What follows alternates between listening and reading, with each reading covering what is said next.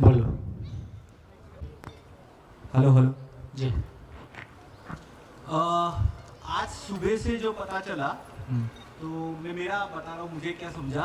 हम्म, पहले तो मुझे समीक्षा करनी बहुत ज़रूरी है हम्म, मेरे लेवल पर हम्म, कि मेरी उपयोगिता क्या है। हाँ। क्योंकि ऐसे नहीं होता मैं सिर्फ अपने परिवार की भौतिक ज़रूरतें पूरा कर रहा हूँ हम्म, और मेरा काम हो गया, हम्म, तो नहीं। क्योंकि उससे जो मैं ढूंढ रहा था वो सम्मान नहीं मिलेगा। मुझे मुझे मेरे आचरण में लाना होगा, मुझे मेरे भाव बदलने होंगे, तभी मुझे वो जो सम्मान में ढूंढ रहा हूँ दूसरों की नज़र में, पहली बात तो मुझे वो दूसरों में ढूंढना नहीं है, मुझे खुद में ही ढूंढना है। लेकिन उसके बाद जब आता है कि मुझे दूसरों से कामना है उसकी, तो मुझे मेरे आचरण में लाना है। दूसरी बात एक थी, जैसे आपने बताया कि शादी की, तो शादी करने से पहले मुझे वो समझ होनी चाहिए कि मैं क्यों कर रहा हूँ। शादी उससे के लिए मिनिमम क्वालिफिकेशन क्या है? एग्जैक्टली क्यों जीना है और कैसे जीना है, ये दोनों का जवाब मेरे पास होना चाहिए।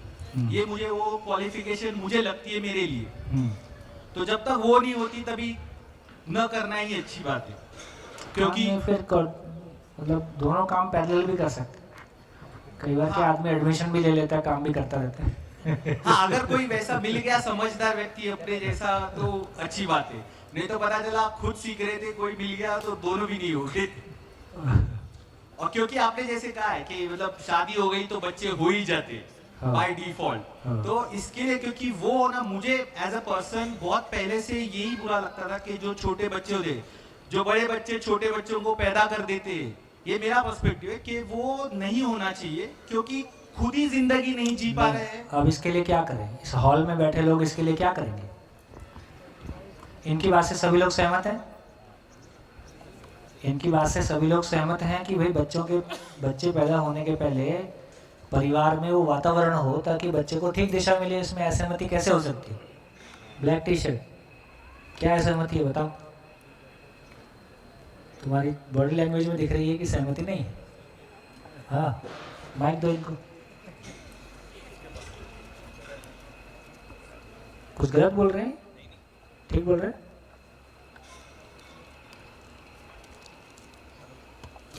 माइक। हेलो सर, अगर शादी हो गई हाँ, तो और जीवन विद्या भी कर रहा है, हाँ। तो बंदा डिसाइड कब करेगा कि अब उसको समझ आ चुकी? वो भी तो एक कट ऑफ पॉइंट हाँ, के माइंड में ये क्लियर होना ठीक है ना। चाहिए। काफी कंफ्यूजिंग है। आप कभी पूर्ण तरह तो ऐसा एक्सेप्ट नहीं कर पाओगे कि पूरा यार कॉन्फिडेंस मिनिमम है कि घर में उपद्रव मत होता रहे। हाँ, मिनिमम है कि नेगेटिविटी ना रहे। मैक्सिमम है कि पॉजिटिविटी की निरंतरता हो जाए। तो दोनों किसी पॉइंट पे आके दोनों ही खुद ये तय कर पाएंगे, जैसे अभी भी तो करते हैं। कितने लोग हैं जो शादी कर लेते हैं और बच्चे नहीं करने का निर्णय लिए रहते हैं? नहीं नहीं, अभी नहीं, अभी थोड़ा और पोस्टपोन करो, अभी थोड़ा स्टेबिलिटी नहीं है। अभी हम भौतिक स्टेबिलिटी की बात करते हैं कि कम से कम इतनी इनकम हो जाए, घर अपना हो जाए, कुछ ऐसा हो जाए वैसा हो जाए। अभी भी कुछ हिसाब किताब लगाए रहते हैं। एक बार हमारा ध्यान इस पे जाएगा कि हमारा आचरण भी स्टेबिलिटी फिजिकल लेवल पे है कि आचरण के लेवल पे है। यदि सही मायने में देखेंगे तो फिजिकल चीज़ों की स्टेबिलिटी नहीं है कि कल कुछ भी दुर्घटना हो ही सकती है ना, कुछ भी कम ज़्यादा हो ही सकता है। कोरोना आ गया, बिजनेस रुक सकता है। यदि स्टेबिलिटी सोचेंगे तो वो मेंटल लेवल पे ही है। तो जब हम इतनी सारी बात कर रहे हैं तो उसका भी कोई ब्रेक इवन पॉइंट अपन पहचान नहीं सकते। कंसर्न आपका ठीक है, कंसर्न ठीक है।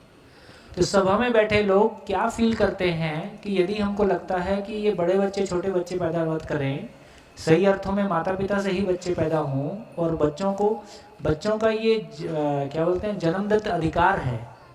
बच्चों का, पैदा होने वाले बच्चों का ये पैदाइशी अधिकार है कि उनको ज़िंदगी मिले, है ना। तो हमने इसको तो स्वीकार लिया कि उनका पैदाइशी अधिकार है कि उनको सुविधा मिले।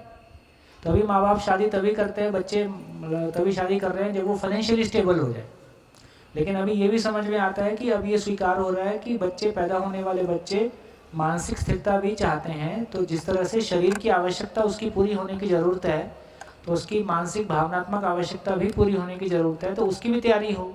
यदि ये स्वीकार हो गया तो उसकी भी तैयारी करेंगे।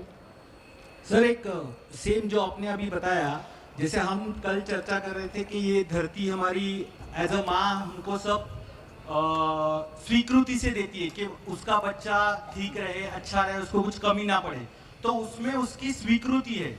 लेकिन जब जब जैसे अभी आपने कहा एक बच्चा पैदा होता है तो उसका ये अधिकार है कि उसको जीना कैसे है और उसकी मूलभूत व्यवस्था ये उसके माँ बाप से मिले। ये उसकी कोई स्वीकृति नहीं थी पैदा होते हुए कि पैदा हो। उसकी स्वीकृति है ही है।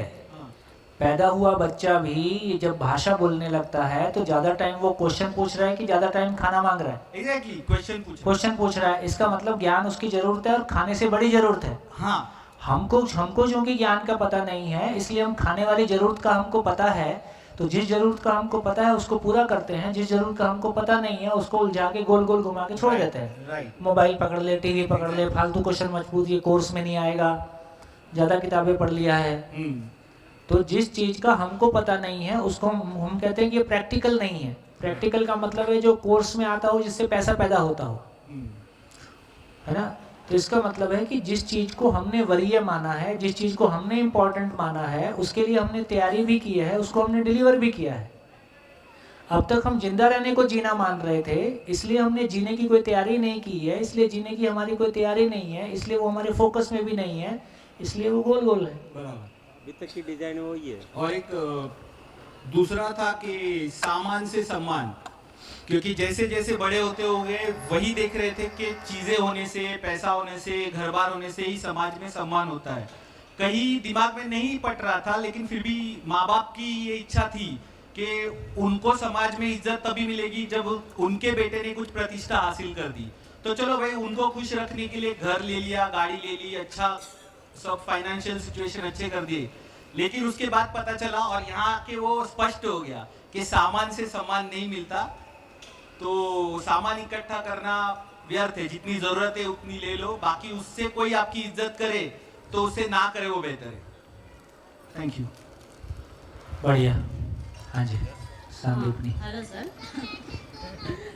एक्चुअली अभी पहले सेशन में बात हुई थी कि माँ ही सब कुछ होती है, बच्चों को समझाती है, पालती है, अच्छा बुरा सब कुछ समझ वही देती है। लेकिन जब कुछ भी हो, जैसे कि पढ़ता नहीं है बच्चा, कुछ नादानी कर देता है, कुछ मस्ती ऐसी करता है, तो हर कोई, घर का हर कोई पर्सन सिर्फ माँ को ही क्यों ब्लेम करता है? क्योंकि ब्लेम करने वाला पिता होता होगा। हाँ, लेकिन जिम्मेदारी तो दोनों की हुई ना। हाँ, तो जिम्मेदार बना नहीं ना।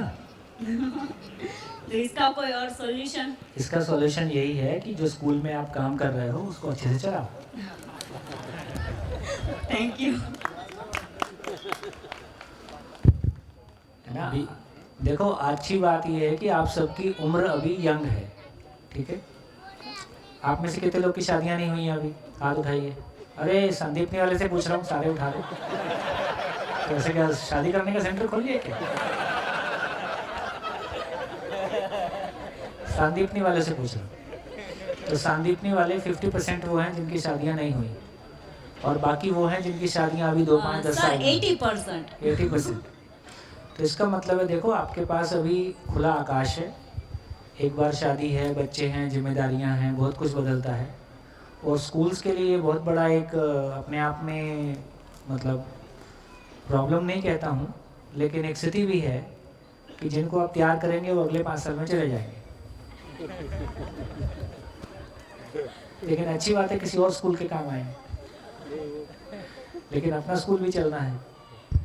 अच्छा इंसान बन पाएंगे। हाँ, अच्छे इंसान बन पाएंगे। लेकिन जो एक तो आदमी तैयार ऐसा नहीं है कि कोई बिल्कुल एक शिविर में 1 साल में कोई आदमी तैयार होता है।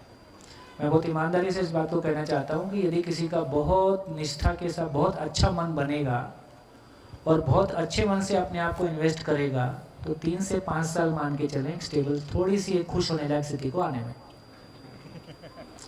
है ना। तो इसका मतलब है कि यदि हमको एक स्कूल चलाना है तो हमको क्या करना होगा? तो यदि हमको एक स्कूल चलाना है तो पैरेलल अपने यहाँ अध्ययन केंद्र हमको चलाना होगा, ताकि समाज के लिए लगातार शिविर और जो लोग आगे उत्साहित होते हैं उनके लिए अध्ययन और लगातार टीचर तैयार होने का काम हमारे यहाँ हो रहा है। जैसे हॉस्पिटल के साथ में मेडिकल कॉलेज होता है ना, ऐसी स्कूल के साथ में जब तक टीचर तैयार करने का केंद्र नहीं होगा, हम अच्छे टीचर कभी उपलब्ध हमको नहीं हो पाएंगे। तो यदि हम अच्छे बच्चे तैयार करना चाहते हैं तो हम अच्छे टीचर्स तैयार करने के लिए एक केंद्र का संचालन करना स्कूल की ज़रूरत है। और सारे जितने बच्चे हमारे यहाँ पढ़ते हैं उन सभी के माता पिता को भी उस केंद्र में, है ना, और माता पिता में से बहुत सारे लोग अभी टीचर हो ही सकते हैं। तो उसके लिए पहले हमारी तैयारी चाहिए कि हमारी वो तैयारी हो जाए। बढ़िया, चलिए और बताइए और कुछ। हाँ जी नमस्ते भैया। वैसे स्टार्टिंग में मतलब मैं एक्सपीरियंस अपना बताना चाहूँगा कि अभी 3-4 दिन से तो मुझे स्टार्टिंग में कुछ समझ नहीं आ रहा था, पर कल और आज के बाद काफ़ी कुछ मेरी जो सोच है वो कहीं ना कहीं चेंज हो रही है। तो इंटरनली कन्फ्लिक्ट्स आ रहे हैं, कहीं ना कहीं डाउट्स आ रहे हैं कि अभी तक जो मैंने पढ़ा था उसमें एक पॉइंट ये आया था कि जीवन विद्या जिस टाइप से अपन वर्क कर रहे हैं, मतलब जिससे अपन सीख रहे हैं कि खुशी, इंटरनल खुशी बहुत इंपॉर्टेंट है, तो उसके चक्कर में कहीं ना कहीं जो अभी अपनी इकोनॉमी बनी हुई है, अगर हम उसको फॉलो करें तो पूरी पूरी डिस्टर्ब हो जाएगी। जैसे कि अगर हम इंटरनल हैप्पीनेस ढूंढ रहे हैं तो कहीं ना कहीं हम अपनी एफिशिएंसी के साथ स्ट्रगल करेंगे। जैसे आज अगर मैं पैसे के पीछे भाग के 10 घंटा काम करता था, तो वो चीज़ मैं खुद पे वर्क करके चालू करने पे 3 या 4 घंटा काम करूँगा जितना मुझे ज़रूरत है। तो उस केस में क्या होगा कि जो ऑलरेडी जो इकोनॉमी सेट है, रिलायंस हो गई और एलॉन मस्क, इतने सारे जो बड़े बड़े नाम हैं जो एक्चुअल में काम कर करके उस चीज़ को आगे बढ़ा रहे थे। जैसे आज इंसान मून पहुंच गए हैं, मार्स की प्लानिंग हो रही है कि मार्स में जाके इंसान वहाँ शिफ्ट हो सकता है। हाँ, उस सबको हम यही कोशिश कर रहे हैं कि धरती को नष्ट कर दिया, मून को कैसे करेंगे और मार्स को कैसे करेंगे। हाँ जी, वो भी आप कह सकते हैं एक तरीके से। तो इसका मतलब ये हुआ, देखो यहाँ जो बात कर रहे हैं केवल इंटरनल हैप्पीनेस की बात नहीं कर रहे हैं, एक्सटर्नल हैप्पीनेस की बात। एक्सटर्नल हैप्पीनेस का मतलब है कि इंटरनल हैप्पीनेस का रिफ्लेक्शन एक्सटर्नल है। तो मेरे भाव और विचार की स्थिति बढ़िया है, मेरी समझ बढ़िया है, मेरा जीना बढ़िया है, तो मेरा दूसरे लोगों पे व्यवहार पे कैसा असर पड़ेगा, मेरा बाहरी वातावरण कैसा होगा। बाहरी वातावरण में कन्फ्लिक्ट होगा कि वो कोऑपरेशन होगा। यदि कोऑपरेशन होगा तो लोग ज़्यादा मेहनत कर पाएंगे कि कम मेहनत कर पाएंगे, ज़्यादा बड़े सपने देखेंगे कि छोटे सपने देखेंगे। मतलब मेरे दिमाग में जैसा आ रहा है, जैसे मैं एक युवा हूँ, मैं भी आपकी तरह, है ना, मैंने भी 89 में इंजीनियरिंग किया, 3 साल जॉब किया। जॉब करते समय मैं सोचता था, उस समय हमको 3000 रुपये मिलते थे महीने में, और उस समय 3000 रुपये ठीक ठाक ही लगते थे। 5 मिल जाए तो बहुत बढ़िया हो जाए, एक प्रमोशन हो जाए तो बहुत अच्छा हो जाए, एक दूसरी कंपनी चेंज कर लें, जंप मिल जाए तो बहुत अच्छा हो जाए। इससे ज़्यादा हम नहीं सोचते थे। अभी मैं क्या सोचता हूँ, लोगों का हित कर दूं। लोगों का हित नहीं है, सरकारें बदल जाएं, पूरी एजुकेशन बदल जाए, और बदलने लगी हैं, बदल रहा है।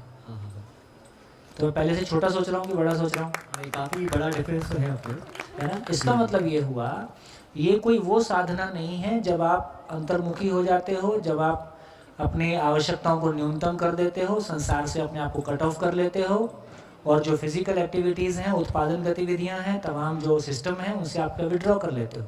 ये ऐसी कोई साधना नहीं है। ये कैसी साधना है, अपनी कल्पनाशीलता को रियलिटी को पहचानने में लगाना है।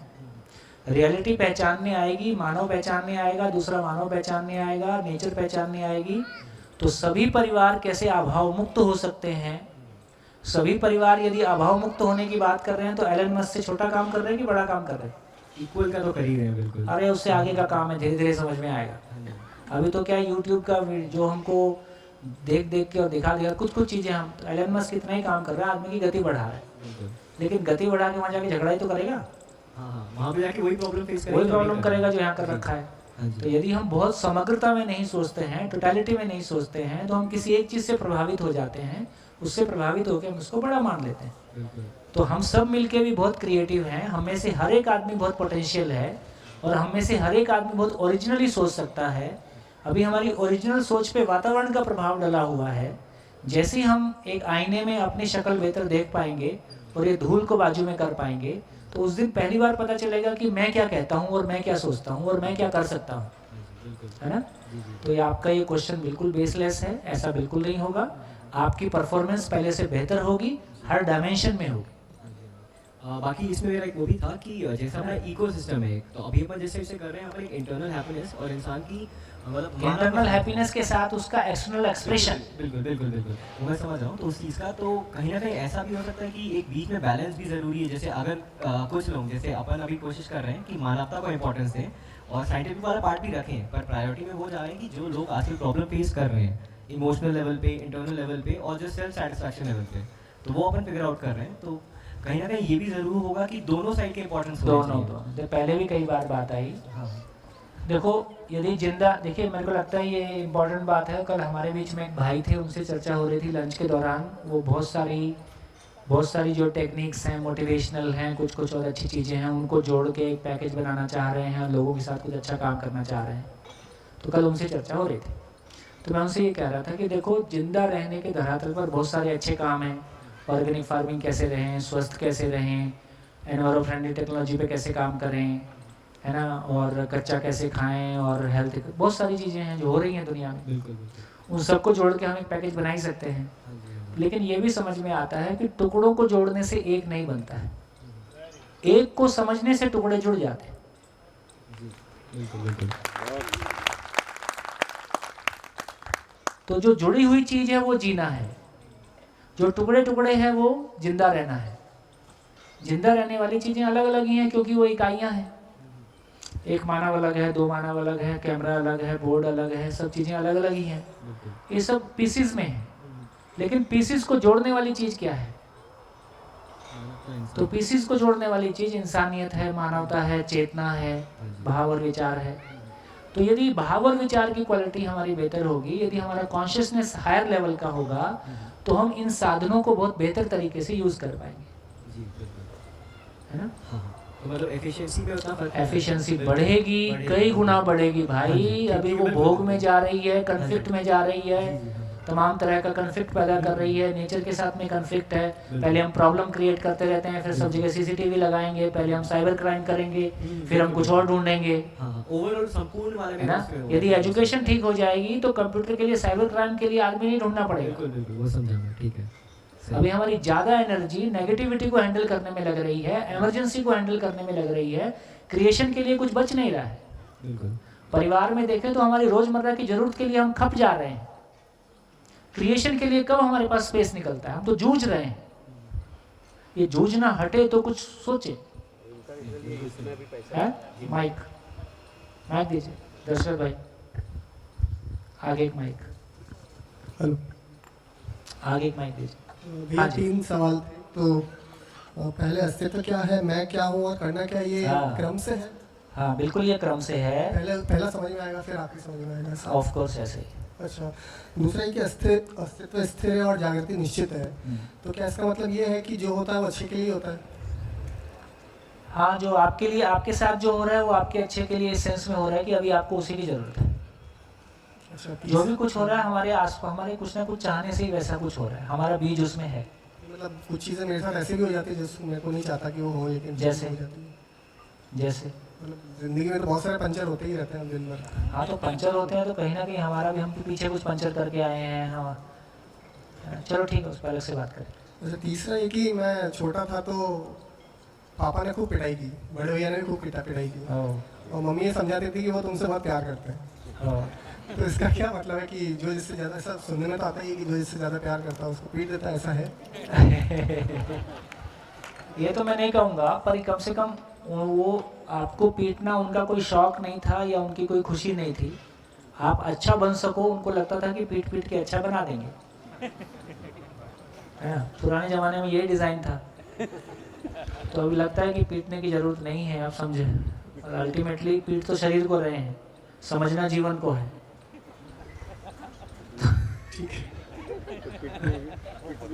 तो समझ में आ गया है, इसलिए अभी ये लगभग सभी सरकारों ने टीचर्स के लिए निकाल रखा है सर्कुलर की, भाई हाथ में आपको क्लासरूम में पढ़ाते समय डंडा नहीं रखना, तो अब आप बच्चों को मार नहीं सकते।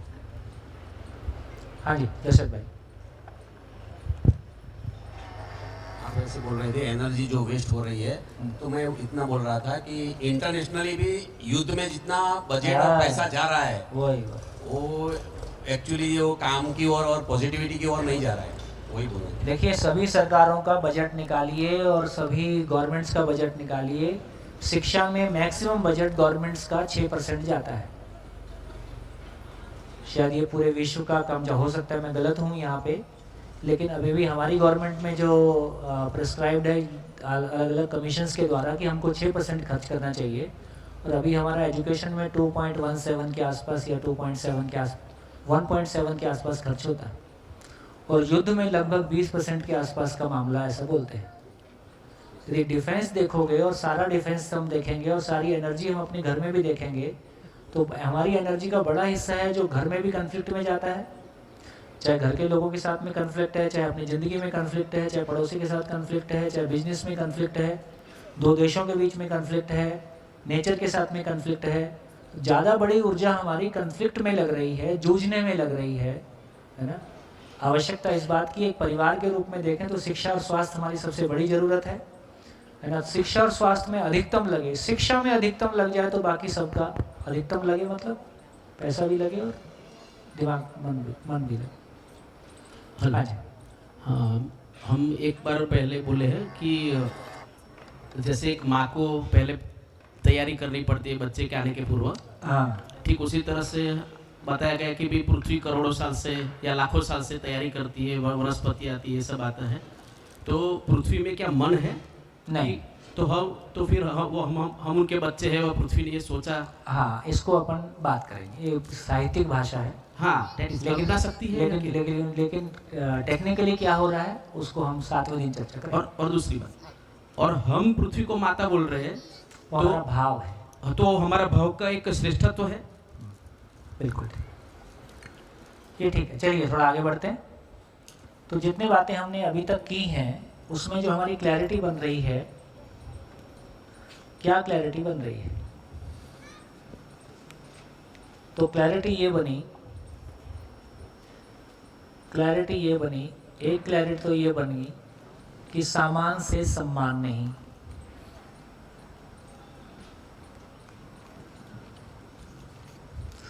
दूसरी क्लैरिटी बनी कि सुविधा से सुख नहीं।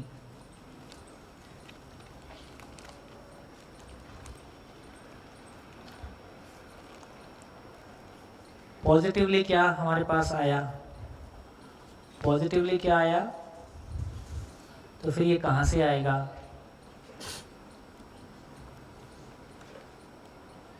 समाधान बराबर सुख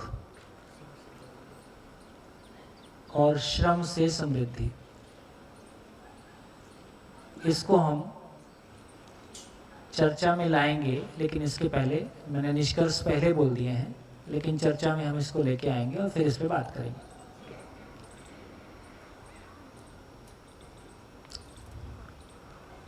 तो कितने लोग इस शिविर में अपने अधिकार पे ये कह सकते हैं कि सामान से सम्मान नहीं है?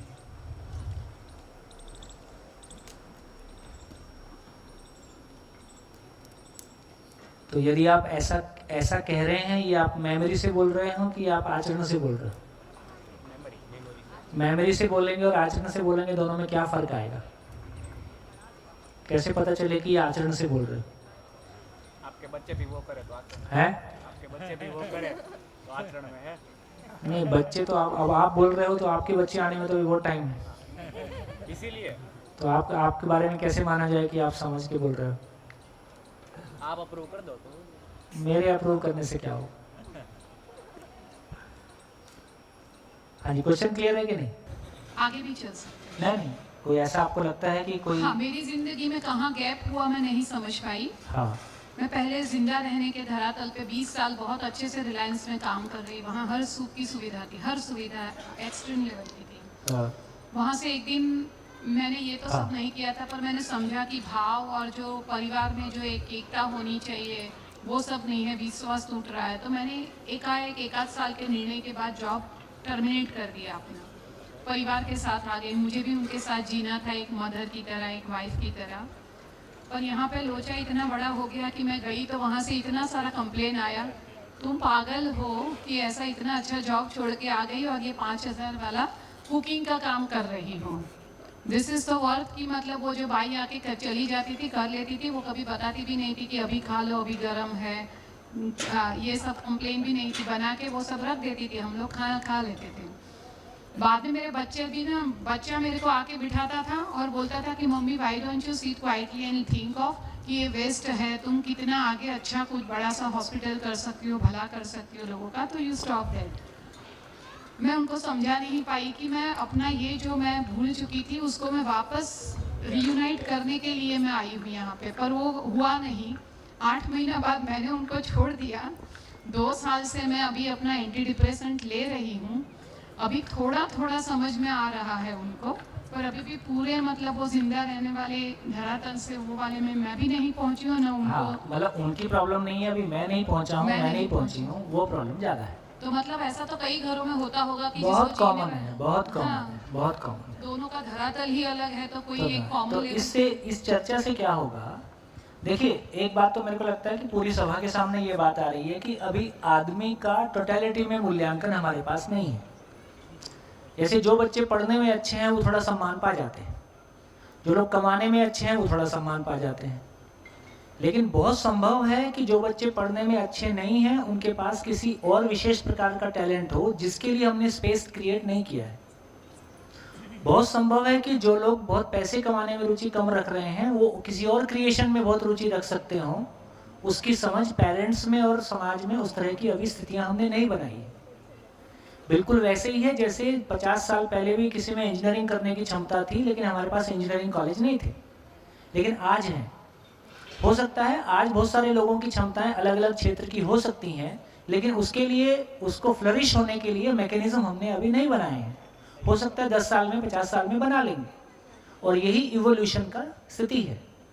मैं ही जब दिल्ली में 20-25 साल 30 साल पहले रहता था तो मैं कभी कल्पना नहीं कर सकता था जिस एरिया में हम लोग रहते हैं वो पुराना दिल्ली कहलाता है, और बहुत जिसको बहुत मॉडर्न दिल्ली वाला इलाका बोलते हैं वो मान लो थोड़ा अलग है। तो मैं उस समय कभी कल्पना नहीं कर सकता कि हमारे मोहल्ले में फ्रेंच, जर्मन और सारे कोर्स हमारे मोहल्ले में चलने लगेंगे। आज मैं जाता हूँ तो वो मोहल्ले में सारे कोर्स चल रहे हैं, लेकिन 20 साल पहले वो नहीं चलते थे। तो इसका मतलब है कि हम भी इवॉल्व कर रहे हैं। जब तक इवॉल्व नहीं होते हैं तब तक के लिए वो जो प्रसव पीड़ा उसको बोलें, गर्भकाल की जब तक एक जो पीड़ा है, जब तक नया मकान नहीं बना, पुराना मकान गिर गया, तब तक धूल धक्कड़ है, तब तक उस पीड़ा के साथ हमको गुजरना ही होता है। वो पार्ट ऑफ द प्रोसेस है। तो हम सब में, हम बहुत सारे लोगों में जब ये संभावनाएं दिखने लगती हैं, जैसे मैंने कहा कि मानव समीक्षा विधि से आगे जाता है, तो बड़ा वर्ग दिखने लगा है। 25 साल पहले जब जॉब छोड़ के हमारे मन में ये आया था कि नहीं, जो कुछ है ये इनकम्प्लीट है और कुछ और सोचने की ज़रूरत है, तब हमारे घर वाले एक ही बात बोलते थे, तुम्हारे जैसा दूसरा पागल दिखा दो। और हमको भी दूसरा पागल ढूंढे मिलता नहीं था।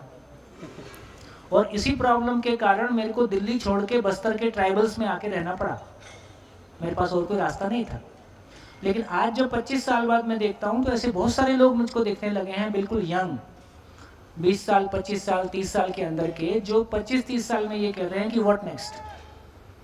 तो इसका मतलब है कि समय के साथ साथ वो इवोल्यूशन हो ही रहा है, और आदमी उस पॉइंट से आगे पहुंच रहा है जहां वो खुद ही ये महसूस कर रहा है अपने पर्सनल एक्सपीरियंस से गुजर के कि यार ये सामान बहुत हो गया। और बताओ कर, अब पहले एक फिल्म दिखती थी, संडे में एक फिल्म आती थी टीवी में, इंतजार किया करते थे। अभी 24 घंटे नेटफ्लिक्स पे और तमाम इतने सारे और क्या क्या चलता है। अब इतनी फिल्म है कि आप चाहो तो नहीं देख सकते। कितना चेंज आ गया। मोहल्ले में एक फ़ोन होता था, अब हर आदमी की जेब में 2 फ़ोन है। कार तो किराए की होती थी, अपनी कार की कल्पना तो बहुत ज़्यादा सबके पास नहीं थी। अभी घर में 4 गाड़ियां हैं। What next. तो मानव समीक्षा विधि से आगे बढ़ता है। जितना एक्सपोजर हमारे बीच में उपलब्ध हो गया है, उसको भोगने के बाद उसको समझ में आता है, किसी को ज्ञान से समझ में आता है कि ये पर्याप्त नहीं है, तो हम आगे जाएंगे। तो इस सारी जर्नी में जैसे जैसे हम आगे बढ़ रहे हैं, एक मास है जो ये तय कर पा रहा है कि नहीं इसमें नहीं है। एक मास है जो ये तय कर पा रहा है कि नहीं सुविधा में सुख नहीं है। यदि दोनों में नहीं है और आगे का रास्ता नहीं मिला तो ये नशे में जाएगा। जैसे देखो कितना बड़ा फर्क है। पंजाब के पास बहुत पैसा आया तो पंजाब नशे में चला गया। गुजरात के पास भी बहुत पैसा आया, गुजरात के पास आस्था का धरातल था, कहीं ना कहीं कोई पृष्ठभूमि थी, परिवार और आस्था का धरातल था, तो गुजरात में नशा वैसा प्रिवेल नहीं करता जैसा पंजाब में करता है। इसकी और भी पृष्ठभूमियाँ हो सकती हैं, लेकिन जो मोटे रूप में मेरे ध्यान में आया कि कम से कम भारतीय समाज में कोई धर्म, अध्यात्म, कोई मोक्ष, कोई साधना, कुछ तो रखा हुआ है। जैसे ही आदमी इधर से उगता है, आदमी जैसी नौकरी से उगता है तो पहला कदम उसका अधिकांश लोग का एनजीओ में पड़ता है, और जब आदमी एनजीओ से उगता है तो किसी सेवा में या किसी साधना में चल देता है। तो हमारे यहाँ कुछ रूट बने हुए हैं पुराने। अब आवश्यकता इस बात की है कि वो रूट को हम एजुकेशन सिस्टम में ले आएं और पूरी ज़िंदगी एक बार में बता सकें। ये हिट एंड ट्रायल करके जो बहुत सारी ऊर्जा लग रही है और बहुत सारा थकान हम पा रहे हैं, शायद इससे हम मुक्ति पा सकते हैं। तो अब जैसी बात की जाने की स्थिति बन रही है, तो ये दोनों निष्कर्ष अपने आप में बहुत साफ हैं। तो फिर सवाल ये होता है कि सम्मान क्या है।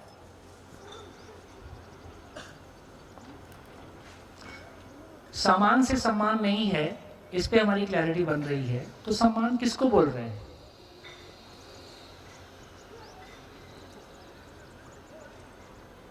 क्या चीज को सम्मान बोल रहे हैं?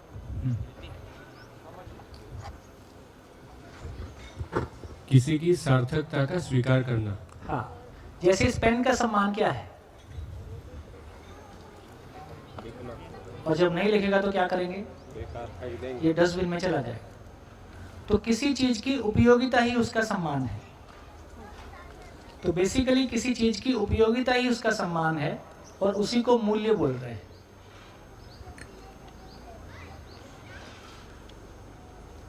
और मूल्य के लिए उसकी हम कोई कॉस्ट चुकाते हैं, कीमत चुकाते हैं। तो दो शब्द हमारे पास आ गए, मूल्य और कीमत। जैसे पेन, तो पेन का मूल्य क्या है? पेन की उपयोगिता। संसार में जितने पेन हैं उनकी उपयोगिता एक ही है कि अलग अलग है? एक ही। अब पेन में चाहे आप डायमंड लगा लो, चाहे गोल्ड लगा लो, पेन की उपयोगिता इतनी है कि उससे हम लिख सकते हैं। और कॉस्ट पेन की एक ही है कि अलग अलग है? कॉस्ट अलग अलग हो सकती है ना? जैसे दूसरा, आलू इंटरनेशनल आइटम है। आलू का मूल्य क्या है और आलू की उपयोगिता क्या है? आलू की उपयोगिता, आलू की उपयोगिता हमेशा एक ही है कि अलग अलग है? एक ही। आलू की उपयोगिता हमेशा एक ही रहेगी कि अलग अलग होगा? एक ही रहेगा। एक ही रहेगा। 2000 साल पहले, 2000 साल बाद यदि भ्रमित मानव का हस्तक्षेप उसमें नहीं होता है तो उसका वैल्यू नहीं बदलेगा। तो इसका मतलब है कि मूल्य कोई वो चीज है, उपयोगिता कोई ऐसी चीज है जो हमेशा के लिए निश्चित होती है और कीमत उसकी बदलती है। तो आलू की उपयोगिता निश्चित है, कीमत अलग अलग जगह में अलग अलग स्थितियां बन सकती है। और क्या एग्जांपल ले लें?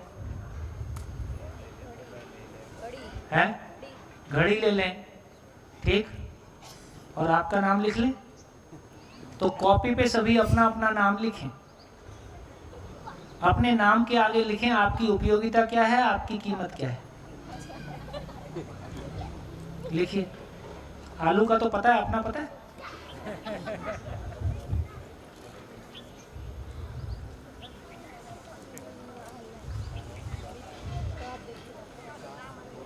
आपकी उपयोगिता क्या है? कॉपी पे लिख के देखिए, अपना नाम लिखिए, अपने नाम के आगे आपकी उपयोगिता लिखिए, उसके आगे आपकी कीमत लिखिए। आइए, कॉलम अपन भर पाते हैं कि नहीं भर पाते?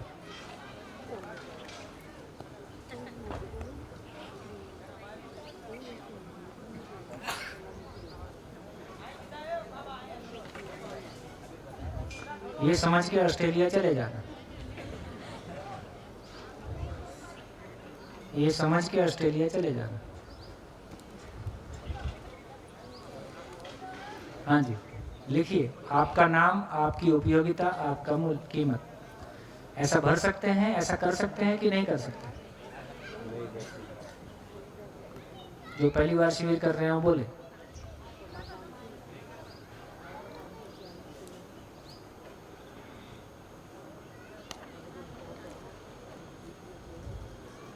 हाँ जी, क्या बोल रहे हैं? माइक।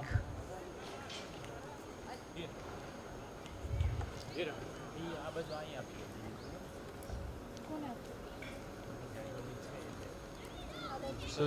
मुझे लगता है उपयोगिता हम लोग पहचान सकते हैं अपनी, अभी नहीं पहचाना है लेकिन मुझे लगता है 7-8 दिनों के अंदर हम लोग पहचान लेंगे। लेकिन कीमत अब हम अपने आप को किस तरह से, अपनी उपयोगिता को कितना कैसे यूज़ करते हैं उसके ऊपर डिसाइड होगी, तो उसका पता नहीं। चलो ठीक है, मैं इसको खोलूँगा। इसको खोलने के पहले सभा में एक पॉइंट तो क्लियर हो गया, सामान से सामान वाला क्लियर हो गया कि नहीं? ये क्लियर है? कौन अपनी जिंदगी से एग्जाम्पल देके ये कह सकता है कि मैं अपने अधिकार पे कह सकता हूं कि सुविधा से सुख नहीं है? सुविधा से सुख नहीं का क्या मतलब है?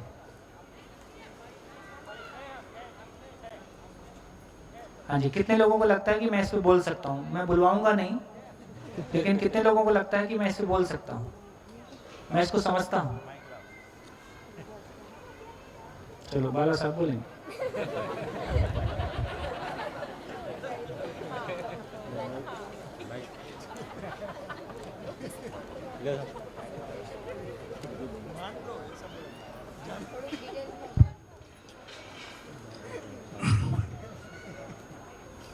कोई भी सुविधा से सुख क्यों नहीं होता, तो जस्ट पहले इसका मीनिंग क्या है? जब यहाँ सुविधा बोल रहे हैं तो इसका मतलब जीने के साधन, क्षणिक सुख है। क्षणिक। सुविधा का मतलब जो भी इंद्रियों में सुख है वो क्षणिक सुख है। यस। जब यहाँ सुख बोल रहे हैं कि सुविधा में सुख नहीं, तो ये सुख का क्या मतलब है? ये सुख यानी कि अंतरिक्ष, अंदर। ये सुख का मतलब है, ये सुख का मतलब है ये। ठीक है? तो जब ये कह रहे हैं कि सुविधा में सुख नहीं है, तो इसका क्या मतलब है?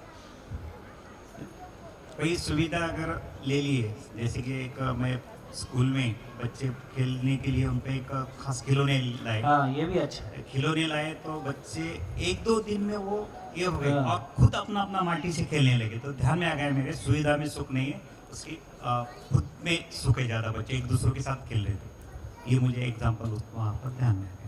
तो बाद में मैं वो सुविधा ज़्यादा लाना नहीं, छोड़ दिया, फिर जस्ट उनको खेलने दो उनके हिसाब से। हाँ, एक दूसरे के साथ खेलना भी, क्या वो उसको यहाँ तक पहुँचा देगा?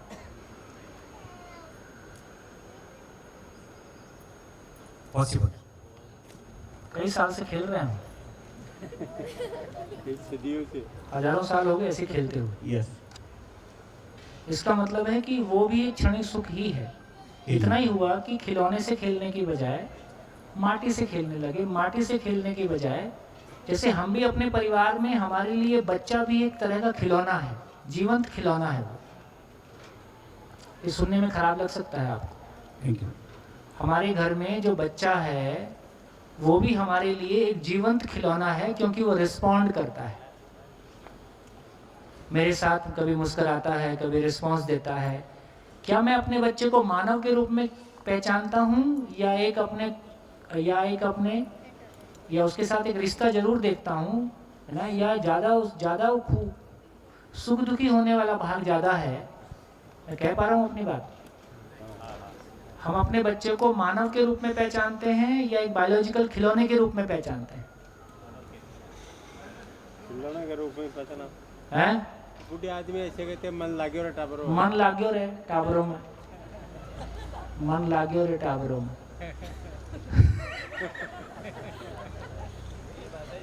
हैं? इसका मतलब है ये भी वहाँ पहुँच नहीं रहा है। कहाँ हम बच्चे के साथ खेल के उसको कहीं पहुँचा पाए, या हम कहीं पहुँच पाए? कोई हमारे साथ खेला था, हम किसी के साथ खेल दिए। वो अपना टाइम पास किया था, हम भी अपना टाइम पास किए। हाँ जी, सुविधा से सुख नहीं, इसको अपने अधिकार पे बोल सकते हैं। हाँ जी, वो बिटिया बोलो। नमस्ते। मेरा ऐसा है कि ये जो मेरा बच्चा है, मैंने जैसा बोला, मेरी जॉइंट फैमिली है और उसके दादा उसको बहुत ज़्यादा प्यार करते हैं। तो इसके लिए उन्होंने गार्डन बनवा दिया, पूरा जितने मतलब गार्डन में जितने झूले होते हैं सब कुछ लगा दिए। इसके लिए सारी कार्स ला दी, सब कुछ ला दिया, पर वो खेलता नहीं है। वो उस चीज़ का सुख नहीं ले पाता है, क्योंकि वो अकेला बच्चा क्या खेलेगा। सुविधा तो लगा दी पर उसको सुख कहाँ मिल रहा है, क्योंकि उसके साथ खेलने कोई बच्चा ही नहीं है। हाँ। और हम उसको इतना समय दे नहीं पाते हाँ, कि मतलब आप ये कह रही हैं कि उसके लिए वो सुविधा भी क्षणिक सुखदायक भी नहीं है, हाँ क्योंकि उसको भी एंजॉय करने के लिए 4 बच्चे चाहिए। हाँ, पर 4 मिल जाते तो क्या वहाँ पहुँच जाता? लेकिन उसको सुख तो मिलता, वो खेलता तो हाँ, सही। क्षणिक मिलता। हाँ तो मैं ये कह रहा हूँ कि क्षणिक सुविधा से, क्षणिक सुविधा कितनी भी हो, दुनिया की सारी क्षणिक सुविधा आपके लिए उपलब्ध करा दी जाए, हम सबके लिए उपलब्ध करा दी जाए, उसके आधार पे क्या स्वयं के प्रति विश्वास, भय से मुक्ति, अभाव से मुक्ति, अंतर्विरोध से मुक्ति, अपने भीतर भाव और विचार की स्टेबिलिटी, उसकी कंटिन्यूटी, उसकी निरंतरता, क्या ये सुविधा से बन जाएगी? क्वेश्चन पहले पहुंच रहा है कि नहीं पहुंच रहा है? नहीं पहुंच रहा है। चलो पहले क्वेश्चन बोल के बताओ, कितने लोगों तक क्वेश्चन पहुंच रहा है? सुविधा से सुख नहीं का क्या मतलब है? कौन बोलेगा? कोई नया हाथ ढूंढ रहा हूं, कौन बोलेगा? हाँ। माइक दीजिए, माइक दीजिए मणि जी।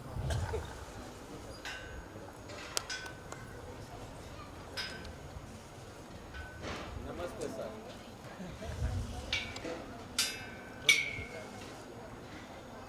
आज मैं शिविर के एक विद्यार्थी की ओर से जी, आपका प्रश्न भी बहुत अच्छा आया।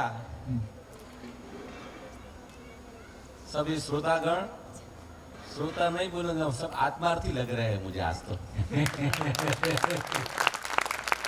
आत्मार्थी होते वही ये प्रश्न की बात सुनने के लिए बैठ सकते हैं। बहुत बढ़िया, जोरदार सभा का सम्मान।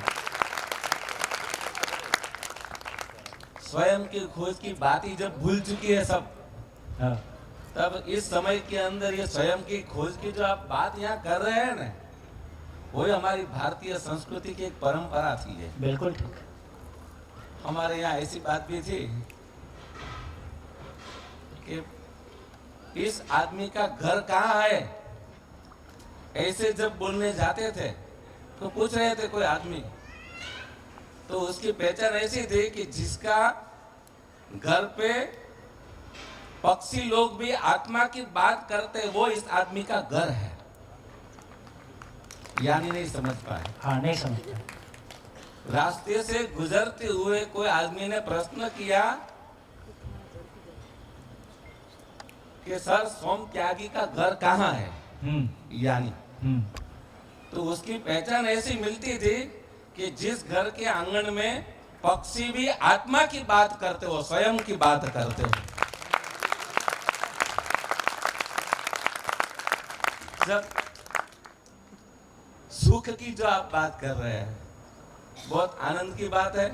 साधन में सुख है या नहीं है जी। हम बोलेंगे साधन में सुख तो जरूर है, मगर कैटेगरी नक्की करनी पड़े हमें। बस बस, कैटेगरी नक्की हो गई, ऐसे भी हम हमारे व्यवहार के अंदर भी कैटेगरी कोई भी बात की नक्की करते हैं। पहले हम जी, चोखा लेने गए, गेहूं लेने गए या कोई भी आइटम लेने गए तो उसकी कैटेगरी हम नक्की करते हैं पहले जी। जब कैटेगरी नक्की हो गई तो बिना साधन में भी सुख मिल सकता है। साधन हो, साधन खिलौना है, इतना बहुत सिंपल और लिविंग के अंदर भी सहज समझ जाए आदमी। ऐसे दृष्टांत देकर के आप जो समझा रहे हैं, तो साधन में सुख नहीं है ऐसे तो नहीं बोल सकते। साधन क्षणिक है। क्षणिक, हाँ क्षणिक है, और क्षणिक में तुम्हारा काम चलता हो तो शुभकामनाएं, किसको दिक्कत नहीं। नहीं, अपने क्यों किसी को ऑब्जेक्ट करेंगे। जी जी जी जी। मतलब यहाँ जो कहने का तरीका है, यदि तुम्हारी जरूरत नहीं है तो अभी यार घूम घाम के आओ, कोई दिक्कत नहीं है। नहीं काम चलता हो तो चर्चा करें, जी जी जी जी, है ना। तो स्वयं का सुख तो खुद के समझ में ही है, उससे कम ये है। जो जीवन विद्या जो आप सिखा रहे हैं इस काल के अंदर बहुत दुर्लभ चीज है। हाँ, ये जो बात चल रही है ना, भौतिकवाद के अंदर ये बात नहीं है, कहाँ थी। हाँ, मुझे खड़ा इतना ही होना था अनुमोदन नहीं, के लिए। नहीं। बाकी तो ये तो सब चलता है, लेक्चर नहीं देना मुझे, नहीं। Sorry sir. मगर स्वयं का सुख तो अंदर की अंदर ही है, अंदर जो ढूंढने जाए। नहीं, वो तो इधर बाहर आ गया है, देखिए। जी जी, बैठिए। बहुत बहुत बड़ा काम। जी, अब देखिए जो मुनि जी कह रहे हैं, देखिए आज हमारा चौथा दिन है। चौथे दिन में हम बढ़िया खा पी रहे हैं, सुबह भी बढ़िया खाते हैं, दोपहर को बढ़िया खाते हैं, शाम को बढ़िया खाते हैं, अच्छा सोते हैं और दिन भर कुछ हंसी मजाक सा भी कर लेते हैं। अब बताओ चौथे दिन आपका लेवल ऑफ कंसंट्रेशन, आपकी लिसनिंग, आपके भीतर की स्टेबिलिटी पहले से कम है कि ज़्यादा है? कितने लोग ये हाथ उठा के कह सकते हैं कि पहले दिन से मेरा मन ज़्यादा शांत है? ठीक हो गया, बाहर आ गई, जबकि कोई ऐसा पुरुषार्थ नहीं किए हैं। इसका मतलब ये हुआ कि जो अभी मुनि जी ने कहा कि बेसिकली मेरा सुख तो समझने में है, पशु और आदमी में अंतर इतना ही है कि मानव में समझने की सामर्थ्य है। तो जब मैं अपने समझने की सामर्थ्य का प्रयोग करता हूं तो मुझको पहली बार लगता है कि मैं हूं, और किसी को ये बोल दो कि तुम नहीं समझ सकते हो तो ये गाली है, ये उसका अपमान है। किसी को ये बोल दें कि तुम नहीं समझ सकते हो तो उसको बहुत खराब लगता है, क्योंकि समझना ही उसकी मौलिकता है। मानव का मतलब ही समझने की ताकत है। बाकी आहार, निद्रा, भय, मैथुन, प्रजनन, ये सब तो पशु में हमारे जैसा ही है। हम लोग गौशाला चलाते हैं, गाय की दवाइयाँ और आदमी की दवाइयों में कोई फर्क नहीं है, केवल वेट 3 गुना है। मानव का वेट 100 किलो, गाय का 300 से 400 किलो। तो जिस रोग में जो दवाई आदमी को दी जाती है उसके 3 से 4 गुना वही दवाई गाय को दी जाती है, गायनिक प्रॉब्लम से लेके तमाम प्रॉब्लम के लिए। तो इसका मतलब ये हुआ कि यदि शरीर की बात करें, और देखो कम से कम मैं तो अद्भुत मानता हूँ इस बात को, मतलब गाय के रूप में मेरी जानकारी में नहीं है, कोई और पशु या और उसको पशु कहें ना कहें, वो सब अपनी आस्थाएं हो सकती हैं, लेकिन गाय एक ऐसा पशु है या एक ऐसा नाम जो भी दे लें, प्राणी है जिसकी पोटी से भी बदबू नहीं आती है और उसकी पोटी को हम अपने चूल्हे पे लपेट के उसको शुद्ध मानते हैं।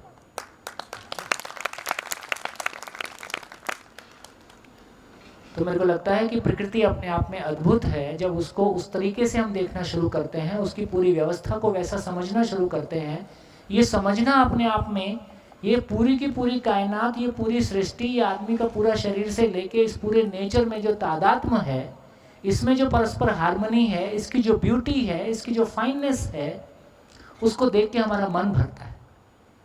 तो मुझको लगता है ये समझना अपने आप में सुखदायी काम है, अपनी समझ को शेयर करना अपने आप में सुखदायी काम है, दूसरा उसको बहुत अच्छे से सुनता है, ये अपने आप में सुखदायी काम है। उसके आचरण में कोई परिवर्तन आ जाता है तो अपना जीना सफल हुआ जैसा लगता है।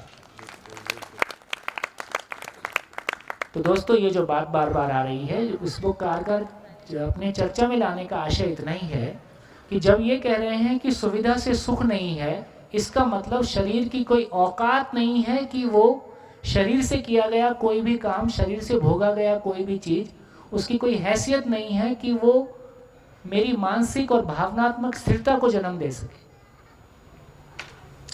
शरीर से हम जो भी, मतलब 5 इंद्रियों से हम जो कुछ भी करते हैं, खाना पीना, ओढ़ना सोना, है ना, ये 2 अलग अलग दुनिया है, ये 2 अलग अलग दुनिया है। तो इधर का सामान शरीर के जिंदा रहने का सामान है, ये शरीर का सामान है, ये मेरा सामान नहीं है, मेरी दुनिया इधर है। तो शरीर को बनाए रखना मेरी ज़रूरत है, क्योंकि शरीर मेरी गाड़ी है, शरीर मेरा साधन है। शरीर बिल्कुल वैसे ही है जैसे मैं कार में बैठा और किसी मंजिल पे पहुंच गया, लेकिन कार मेरे को मंजिल पे पहुंचाती है, कार को मैं ही चलाता हूँ, कार में मैकेनिज्म है, कहाँ जाना है ये मुझको पता है, मैं उस जगह पहुँचता हूँ। तो कार का अपना वैल्यू है, लेकिन कार मुझको मंजिल तक पहुँचाती है ऐसा नहीं है। कार साधन है, मुझको मंजिल का पता है तो मैं उस माध्यम से वहाँ तक पहुँच सकता हूँ। तो बार बार ये कहने की कोशिश है कि जितना भी इंद्रिय सुख है ना, 5 इंद्रियों में जितना भी सुख है वो हमारे भीतर हमको भय से मुक्त कर दे, है ना। धरती का सारा साधन उपलब्ध हो जाए, मैं सबसे बड़ा राजा हो जाऊं, इसके बावजूद भी मैं अपने भीतर के भय से मुक्त हो जाऊं, मैं अभाव से मुक्त हो जाऊं, मैं अंतर्विरोध से मुक्त हो जाऊं। देखो कितना बढ़िया है। नंबर 2 का पैसा, पुश्तैनी पैसा, इजी मनी, ये तीनों कितने भी मात्रा में हमारे पास आ जाएं, लेकिन क्या ये हमारे भीतर के आर्थिक असुरक्षा से हमको मुक्त कर पाते हैं?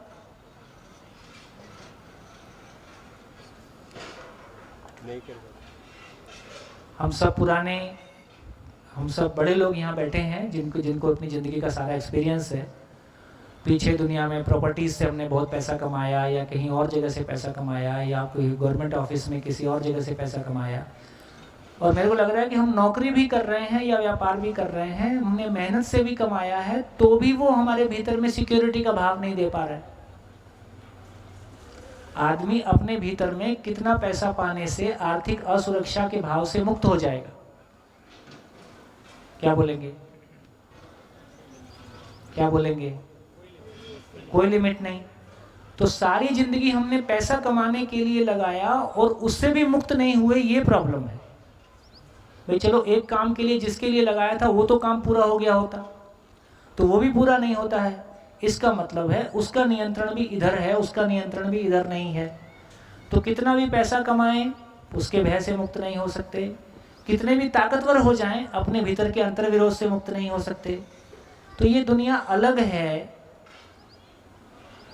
मेरी भीतर का जो सुख शांति है, भीतर का जो मेरा अभाव से मुक्ति, भूतकाल की पीड़ा है, वर्तमान से विरोध है, भविष्य की चिंता है, इसका शरीर के लेन देन से ज़्यादा भोग से ज़्यादा मतलब नहीं है। ये अपनी क्लैरिटी बने बिना, है ना, इसकी मेरे को इधर की दुनिया शुरू करने की आवश्यकता नहीं लगती है। ऐसी भी एक स्थिति है।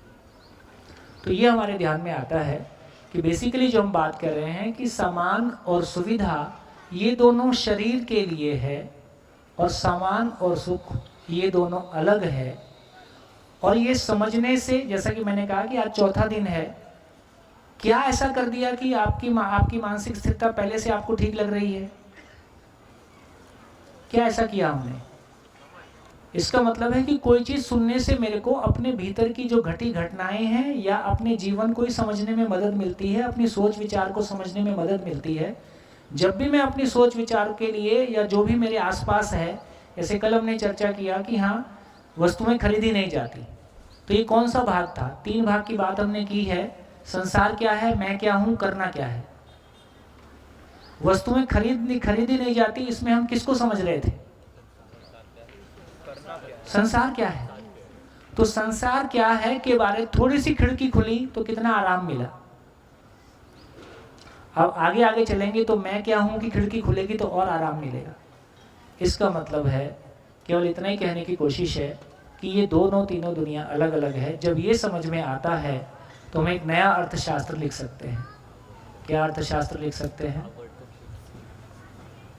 यदि इस पे हमारी क्लैरिटी बनी है तो हम मानव के लिए जो अर्थशास्त्र हम अभी तक पढ़ते हैं, पढ़ाते हैं, उसकी तुलना में, उसकी बजाय हम एक नया अर्थशास्त्र लिख सकते हैं। क्या लिख सकते हैं? तो अब हमारे ध्यान में आया कि मानव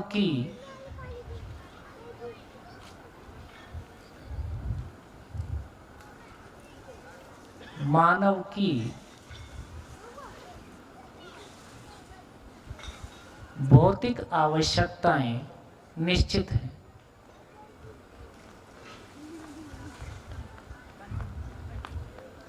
कब निश्चित हैं? कब निश्चित हैं? कब निश्चित हैं? जब सामान से सम्मान की तलाश नहीं है। ये रिबन कट गया। जिसने अपनी जिंदगी की ये दोनों रिबन काट दिए वो अपनी जिंदगी का चीफ गेस्ट बन गया। हाँ, वहां से अपना सम्मान करना शुरू किया, नहीं तो अभी तक तो कोई और चीज की ओवरलोडिंग थी। तो एक बार ये क्लैरिटी बन गई कि सम्मान जो है वो मेरे शरीर के लिए है, सम्मान कोई अलग चीज है जिसकी चर्चा हम करेंगे। लेकिन मानव की भौतिक आवश्यकता निश्चित है। ये कैसे पता चला? भौतिक आवश्यकता मतलब किसकी है? शरीर की है। तो एक शरीर, एक आदमी कितना खाएगा? यदि अनाज की बात करें, अनाज की बात करें तो रोज एक आदमी कितना खाता होगा?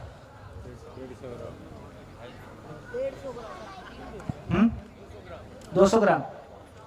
1 केजी मान लें, गेस्ट आ गया, 1 KG into 360 days into 80 years, कितना हो गया? कितना हो गया? है 28800, तो लगभग 2880 300 क्विंटल मान लो, ठीक है।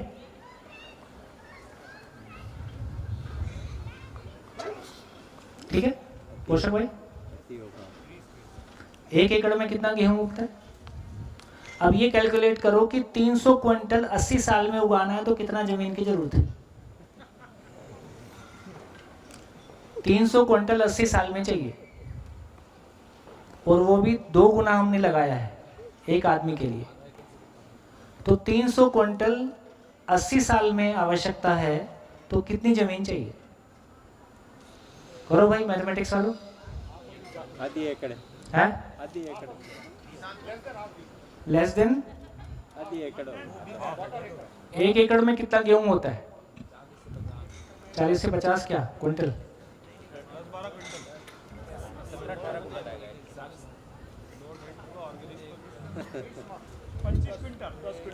25 क्विंटल। 1 एकड़ में 25 क्विंटल,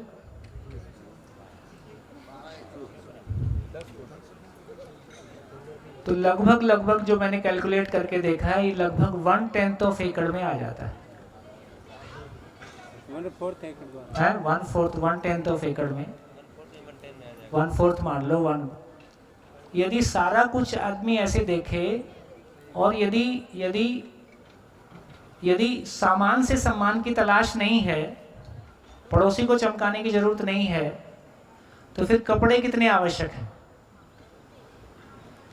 कितने लोग ये बोल सकते हैं कि जितने कपड़े अभी भी अलमारी में रखे हैं पूरी जिंदगी के लिए, और यदि पड़ोसी को चमकाने की जरूरत नहीं है, तो ये इस शरीर यात्रा के लिए पर्याप्त है। ज्यादा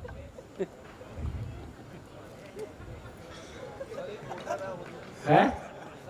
शरीर प्लस माइनस ना हो तो है? ये 2002 का शर्ट है, 18 साल हो गया। देखो भाई 18 साल की शर्ट कैसी लग रही है।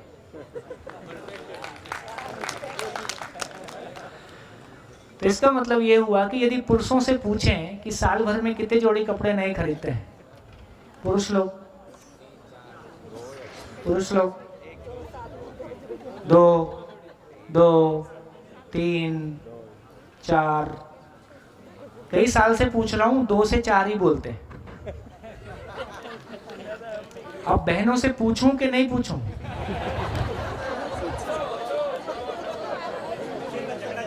तो 20 साल से यही आंसर मिल रहा है कि नहीं पूछो।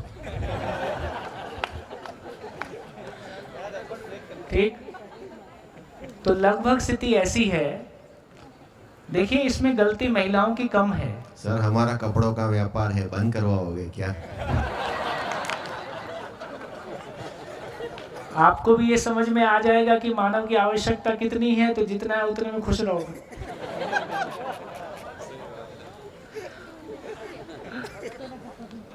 तो देखिए सच्चाई कैसी है। सच्चाई तो इतनी ही है कि जितनी चीजें हमारे पास आज भी हैं, वो भी कहीं ना कहीं हमारी आवश्यकता, तो आवश्यकता का प्रॉब्लम इतना बड़ा नहीं है। अभी आप सोचिए, मोबाइल 24 घंटे काम करता है, हमारा टॉक टाइम पर डे कितना रहता होगा? 1 घंटा, 2 घंटा। कितना % हमारी आवश्यकता से ज्यादा है? अपने अपने घरों का साइज देखें, घर में जितने लोग रह रहे हैं उसको पर हेड से डिवाइड करके रूफ एरिया निकालें। आपके घर में पर हेड रूफ एरिया क्या है? एक आदमी के हिस्से में कितना स्क्वायर फीट आता है? हाँ जी, यंग जनरेशन, पर हेड रूफ एरिया कितना आता है आपके घर में? कितना बड़ा घर है, रूफ एरिया कितना है, कितने लोग रहते हैं, पर हेड कितना आएगा?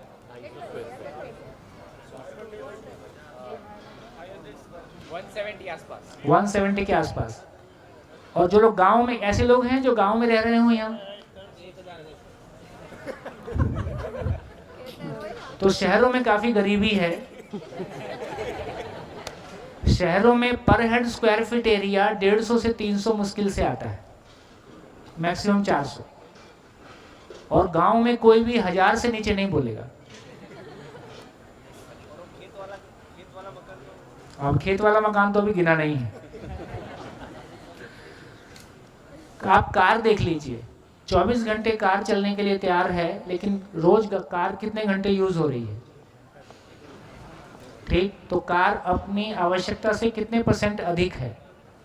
तो लगभग हमारी सारी चीजें हमारी आवश्यकता से 90% अधिक होती हैं। जितने कपड़े रखे हैं उनमें से कितने कपड़े यूज होते हैं? बहनों से नहीं पूछूंगा। कहीं कपड़ों में भी, वो भाई जी पूछ रहे थे ना कि ये धरती में भी सोचने की ताकत होती है, कहीं कपड़ों में भी सोचने की ताकत होती तो कई तो रो रो के मर जाते, मेरा नंबर कब आएगा।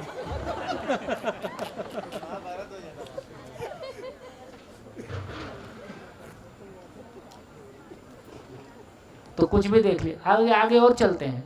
हमारी सोचने की ताकत कितनी है और पॉजिटिव डायरेक्शन में हम उसका कितना यूज करते हैं?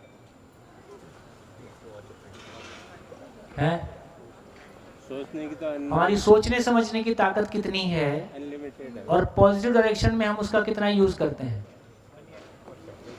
करते हैं नहीं है ना? हम तो जिंदा रहने के लिए यूज कर रहे हैं, उसमें भी मर मर के जी रहे हैं। ठीक, शरीर में ताकत कितनी है और उसका हम कितना % यूज कर रहे हैं? यूज नहीं कर रहे हैं और रखे रखे मोटा रहा है। ठीक, तो ऐसा हम देखते हैं तो चारों तरफ हमको दिखाई देता है। हमारी आवश्यकता से सांस कितना ज़्यादा है, हमारी आवश्यकता से प्रकाश कितना ज़्यादा है, हमारी आवश्यकता से धरती कितना ज़्यादा है, हमारी आवश्यकता से फॉरेस्ट कितना ज़्यादा है। सब तरफ देखते हैं तो क्या दिखाई देता है? ज़्यादा ही ज़्यादा दिखा, ज़्यादा ही ज़्यादा। कब? कब? समझ में आ जाए, जब ये समझ में आ जाए कि सामान से सम्मान नहीं है। धरती की सारी संपत्ति एक आदमी की जिंदगी में निरंतर सुख को, स्टेबल सुख को छू नहीं सकती, ये नियम है। कुछ भी कर लीजिए, वो दुनिया ही अलग है, दोनों दुनिया अलग है, दोनों की आवश्यकता अलग है, उनके पूरा करने का तरीका अलग है। तो इस पे ही हमारी क्लैरिटी बन रही है कि मानव की भौतिक आवश्यकता निश्चित है ना? और नेचर में भी देखने जाएं तो कैसा है? नेचर में भी देखने जाएं तो मैंने कह ही दिया, जितने मानव हैं, जितने पशु हैं, उनकी तुलना में फॉरेस्ट बहुत ज़्यादा है। जो भी डिस्टर्बेंस है वो हमारा आपका किया हुआ है। तो हमको ये स्वीकार होता है कि मानव की आवश्यकताएं निश्चित हैं।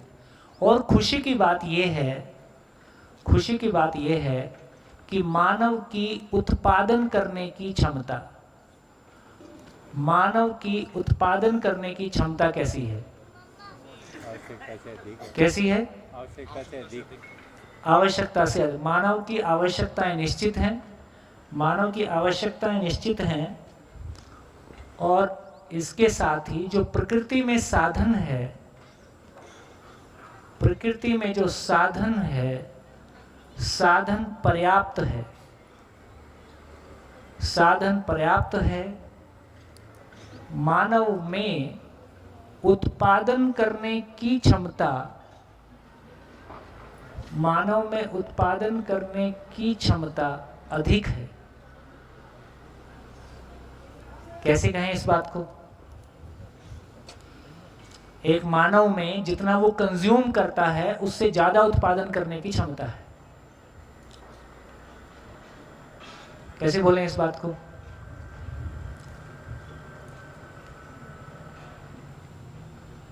बोल सकते हैं कि नहीं बोल सकते? कैसे बोले? एग्जाम्पल बोलो बाला साहब। माइक का भी, माइक, हाँ जी, माइक आसपास रखिए। हाँ, तो एक किसान अपने फैमिली के लिए एक 10 क्विंटल अनाज की जरूरत है समझो साल भर में, तो वो 100 क्विंटल कमाता है, यानी कि 90% ज़्यादा होता है, यानी कि 90 गुना ज़्यादा कमाता है। उसकी जरूरत सिर्फ कि किसी भी एग्जाम्पल में देख लीजिए, एक महिला किचन में खाना बनाती है या पुरुष बनाता है, जितना खाना एक पुरुष बना सकता है उतना सारा वो खुद खा सकता है। जितना एक आदमी खेत में उगा सकता है उतना वो खुद सारा खा सकता है। जितना फैक्ट्री में एक आदमी मिलके प्रोड्यूस करते हैं कि सारा वो यूज़ कर सकता है। तो अभी भी देखें तो पूरे देश में कमाने और खाने वालों के बीच में 1:5 का रेशियो अभी हो सकता है, अब तो और बढ़ रहा है। अब घर में कमाने वालों की संख्या पहले से घट रही है कि बढ़ रही है? बढ़ रही है। अभी तो कई घर में 4 लोग हैं, 4 के चारों कमा रहे हैं, खाने वाला और खाने वाले और खाना पहले से कम हो गया है ना। खाने वाले के लिए प्लान कर रहे हैं। तो इस तरह से आप देखते हो तो आपको इस बात पे ध्यान जाता है कि आदमी की कमाने की क्षमता बहुत ज़्यादा है और आदमी की कंज्यूम करने की क्षमता बहुत कम है। कितना खा सकता है दिन भर में? और रात में सोएगा तो बेडरूम का साइज क्या होगा? 100 फुट बाई 100 फुट के बेडरूम में एक आदमी सोएगा तो नींद आएगी? इतनी बड़ी छत दिखाई देगी और एक बार में एक पैंट शर्ट पहनेगा, 2 पहन लिया तो क्या होगा? लोग बोलेंगे खिसक गया है। ठीक। और कपड़े आजकल फटते हुए देखे ही नहीं है, क्योंकि पहले हम कपड़ों से बोर होकर छोड़ देते हैं। ठीक। तो पता चलता है एक बार ये भ्रम टूट गया कि आवश्यकता कि सामान से सम्मान नहीं होता, सामान मेरी आवश्यकता के लिए होता है और उसमें आपके शौक की जगह, आपके पसंद की जगह रखी हुई है। आपका कलर, आपका डिज़ाइन जो अच्छा लगता है वो पहन लो, बस इतनी बात है। ये आपके सम्मान का आधार नहीं है। ये शर्ट पहनने से लोग मेरे को सम्मानित करेंगे, ऐसा हो सकता है? और ये भी समझने की ज़रूरत है, ये तमाम गाड़ी और जो कुछ भी हमने कहा, किसकी गाड़ी बड़ी होने से मेरी गाड़ी बड़ी है और आपकी छोटी है, आप मेरा सम्मान करते हो कि मेरे से जलते हो?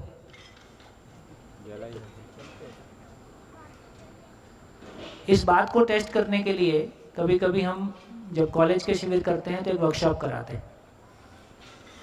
आपसे भी करा सकता हूँ। अपनी कॉपी में अपना पेन चालू करो, अपनी कॉपी में उन दो लोगों के नाम लिखो जिनकी आप इज्जत करते हो। अपनी कॉपी में उन 2 लोगों के नाम लिखो जिनकी आप दिल से इज्जत करते हो। 2, 1, 5 जो भी लिखना हो, मिनिमम एक तो कोई होगा ही। एक भी ना हो तो आप बहुत गरीब आदमी हो। हाँ, जिसके पास एक भी आदमी इज्जत करने के लिए नहीं होगा तो क्या, तो कहीं ना कहीं ढूंढो जाके, कोई तो मिलेगा।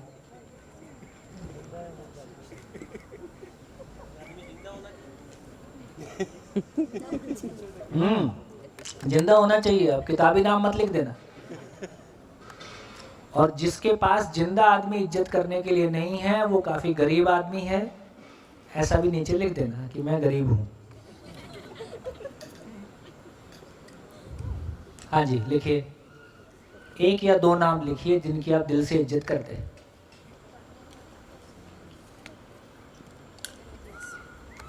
हो गया? मिल ही नहीं रहा है। ये देखो, अभी सर्वे करके देखता हूं। आप संकोच मत करना, जब मैं पूछूंगा हाथ जरूर उठाना। कितने लोगों को एक भी नाम लिखते नहीं बन रहा है? हाथ उठाइए, संकोच ना करें। तुमने लिखा? कितना? 4 लिख दिया? अच्छा, चलो ये तो फिर अच्छी बात है। चलो एक दूसरा सर्वे कर लेते हैं। कितने लोगों ने 2 से ऊपर लिख लिए? कितने लोगों ने 5 के ऊपर लिख दिए? चलो ज़्यादा नहीं पूछता। चलो अब ये बताओ आपने जो भी नाम लिखा उसको आप क्यों इज्जत करते हो?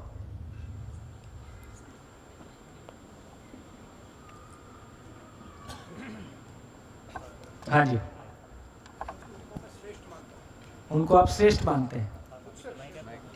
हाँ जी, मैं जिनकी इज्जत करता हूँ उन्होंने कम्प्लीटली उनका पूरा लाइफ डिवोटेड किए हैं और उसकी वजह से 30 के नीचे वालों से पूछते हैं। आपका सॉफ्टवेयर पुराना हो सकता है। 30 के नीचे वाले बोलें कि वो किसी की इज्जत क्यों करते हैं। हाँ जी, माइक उठाएं, फटाफट बोले। 30 के नीचे। हाँ जी, बोलिए। तो आप जैसे कह रहे थे कि मतलब ये क्वेश्चन जब मैंने 1.5 साल या पिछले वाले में पूछे थे तो एक भी नाम नहीं था। अभी मैं 3 नाम लिख पाया और मैं इज्जत इसलिए करता हूँ क्योंकि मुझे उनसे कुछ ऐसा मिला जिसकी मुझे तलाश थी, या उनसे ऐसा कुछ मिला जिनके कारण मेरी ज़िंदगी और बेहतर हो पाई और उसके कारण मेरे लाइफ में बेटर स्टेबिलिटी आई, तो उसके कारण मैं उनकी इज्जत करता हूँ। बढ़िया। और जो लोग पहली बार शिविर में आए हैं वो लोग बोले। हाँ मैंने हाँ बोलिए बोलिए, आप पीछे बोलिए पहले। हाँ बोलिए। मैंने अपने घर वालों का लिखा है, पर फिर आपने कहा कि 2 या 3 लिखने हैं, तो फिर मैंने रैंकिंग की उसमें भी। तो मैंने अपने मम्मी पापा और मेरे बड़े पापा का नाम लिखा। वो इसलिए क्योंकि जिस तरह से वो लोग सोचते हैं, और अभी ये सिविल लेने के बाद मुझे ये और ज़्यादा समझ आया कि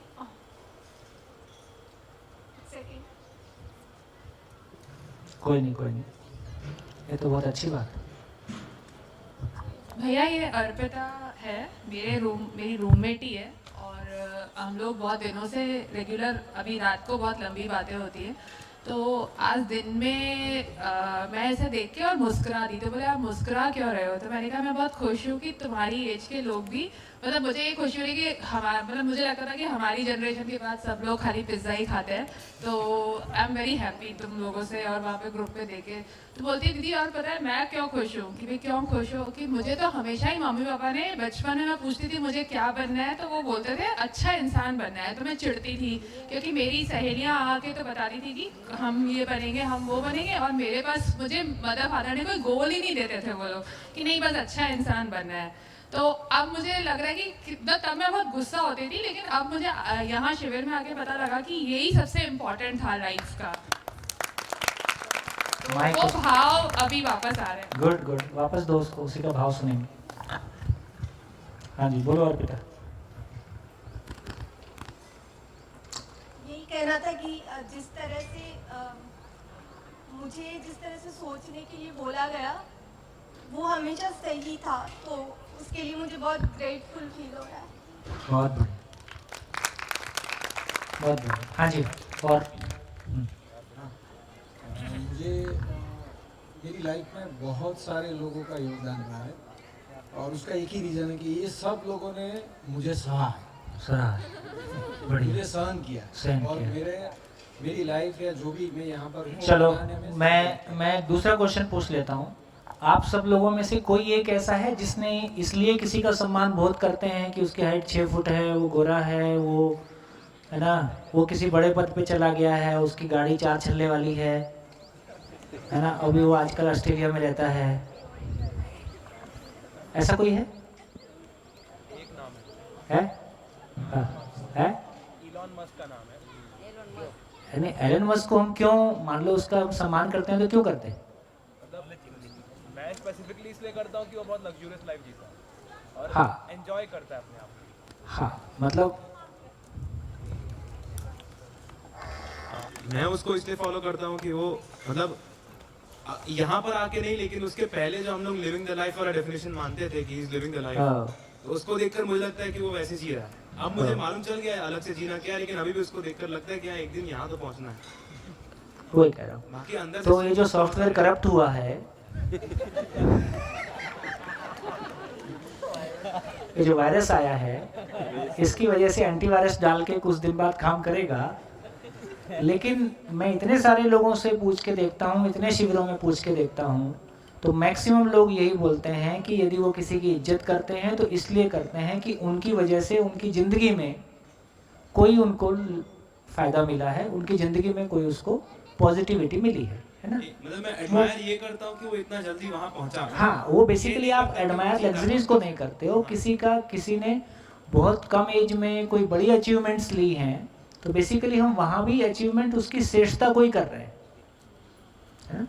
ये बहुत कोर में जाएंगे तो वहाँ भी कोई पॉजिटिव चीज़ ही आपको मिलेगी। तो किसी के पास केवल बहुत पैसा आ गया है, वो पैसा कैसे आ, तो अंततः आप किसी का यदि दिल से प्रभावित, तो मेरे को इसमें भी लगता है कि प्रभावित होना और सम्मान करना दो अलग अलग बातें। तो शायद हम किसी से प्रभावित हो जाते हैं, ये एक बात हो सकती है, लेकिन जब दिल से सम्मान करने की बात आएगी तो कहीं ना कहीं किसी भाव पे जाके टिकेगा, किसी आचरण पे जाके टिकेगा, किसी श्रेष्ठता पे जाके टिकेगा, उसके किसी कंट्रीब्यूशन पे जाके टिकेगा। कम से कम गाड़ी पे जाके नहीं टिकेगा, कम से कम शक्ल पे जाके नहीं टिकेगा, इतना तो पक्का है। तो दो कपड़े पे जाके नहीं टिकेगा और मोबाइल पे जाके भी नहीं टिकेगा। उसके पास एप्पल का फ़ोन है, इसलिए मैं उसका बहुत सम्मान करता हूँ। तो शायद बस प्रभावित हो। हाँ, तो इसका मतलब हो सकता है हम प्रभावित हुए हैं। बैठिए। हाँ जी।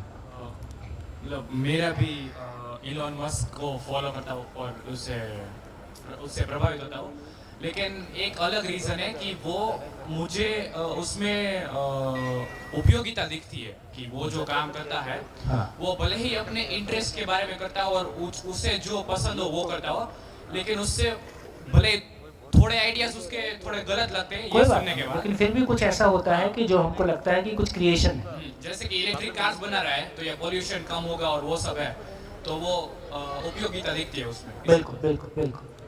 लेकिन ये तो पक्का है सारी चर्चा के दौरान कि कम से कम कोई गोरा है इसलिए आप इज्जत नहीं करते, है ना, किसी फिजिकल वजह से आप इज्जत नहीं कर सकते। तो यहाँ से कितनी शानदार बात निकल के आती है, जब मैं किसी की इज्जत नहीं करता उसकी शक्ल के आधार पे, कपड़े के आधार पे, गाड़ी के आधार पे, फोन के आधार पे या उसके पद के आधार पे भी इवन प्रभावित होना अलग बात है, तो कोई मेरी इज्जत क्यों करेगा इन आधारों पे?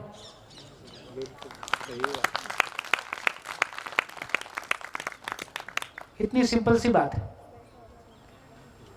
तो कोई मेरी इज्जत क्यों करेगा? तो कोई मेरी इज्जत इसलिए करता है कि किसी की जिंदगी में मेरा योगदान हो, और किसी का आपकी जिंदगी में योगदान है, आप उसकी इज्जत करने के लिए बाध्य हैं, आप रोक ही नहीं सकते, ये नेचुरल फिनोमेना है। तो इसका मतलब ये हुआ कि यदि किसी का भी योगदान, चाहे वो उम्र में कुछ भी सही, यदि हमको ये स्वीकार होता है कि किसी का योगदान मेरी जिंदगी में है, तो स्पॉन्टेनियसली बाय नेचर ही मैं उसकी इज्जत, उसके प्रति सम्मान का भाव मेरे भीतर से आता ही है, ये नेचुरल है। इसका मतलब है कि मेरी उपयोगिता ही मेरा सम्मान है। ये क्लैरिटी हमारी बनती है। तो ये तमाम जो खोखले आधार हमने अपनाए हुए हैं, है ना, पहले थोड़ा सा फॉरेन का चलता था, अभी कोरोना काल में काफ़ी प्रॉब्लम आई, तो कोरोना काल में पंजाब से बहुत लोग बाहर हैं, तो पहले ना वो चलता था कनाडा में हूँ, है ना, तो अभी क्या हो गया, कनाडा से दूर बैठ।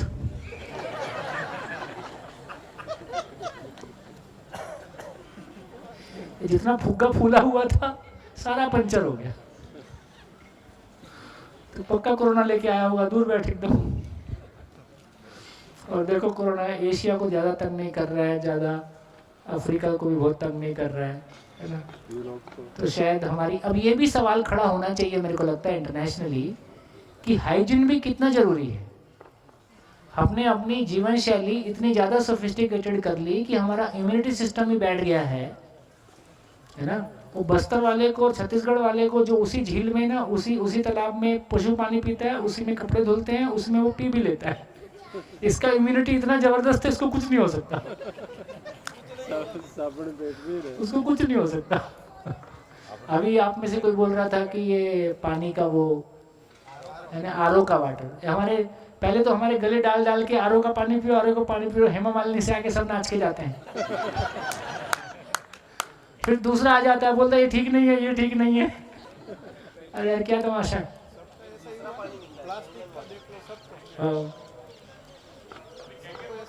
है। अब क्या आ गया? हाँ, अभी अल्कलाइन वाटर नया आया है ना, और उसका दुनिया भर का फिर एडवर्टीजमेंट शुरू हो गया है। भगवान जाने 10 साल बाद क्या होगा, फिर 10 साल बाद बताएंगे इस पानी की वजह से ये प्रॉब्लम आई थी, अब ये वाला आ गया। हाँ, तो मैं ये कहना चाहता हूँ कि इन सब बातों का इतना ही मतलब है कि समाज अपने आप में बहुत अवेयर नहीं है, है ना। इवन वो जिंदा रहने को भी ठीक से नहीं सोच पा रहा है, जीने की बातों, केवल भोगने को ही हम सोच पा रहे हैं। तो हमारी ये क्लैरिटी बनी कि मानव में उत्पादन करने की क्षमता बहुत ज़्यादा है। देखिए बहुत पुराना डाटा है कि ऑस्ट्रेलिया में जितना उत्पादन होता है, बहुत पुराना डाटा है, पता नहीं चेंज हो गया होगा, उतना भारत में चूहे खा जाते हैं। इतना मिसयूज या इतना लीकेज हमारे यहाँ होता है। तो मैं सिर्फ इतना ही कहना चाहता हूँ कि उत्पादन की क्षमता आदमी की बहुत ज़्यादा है, आवश्यकता उसकी बहुत थोड़ी है, साधन प्रकृति में पर्याप्त है ना। इससे ये समझ में आता है कि हर परिवार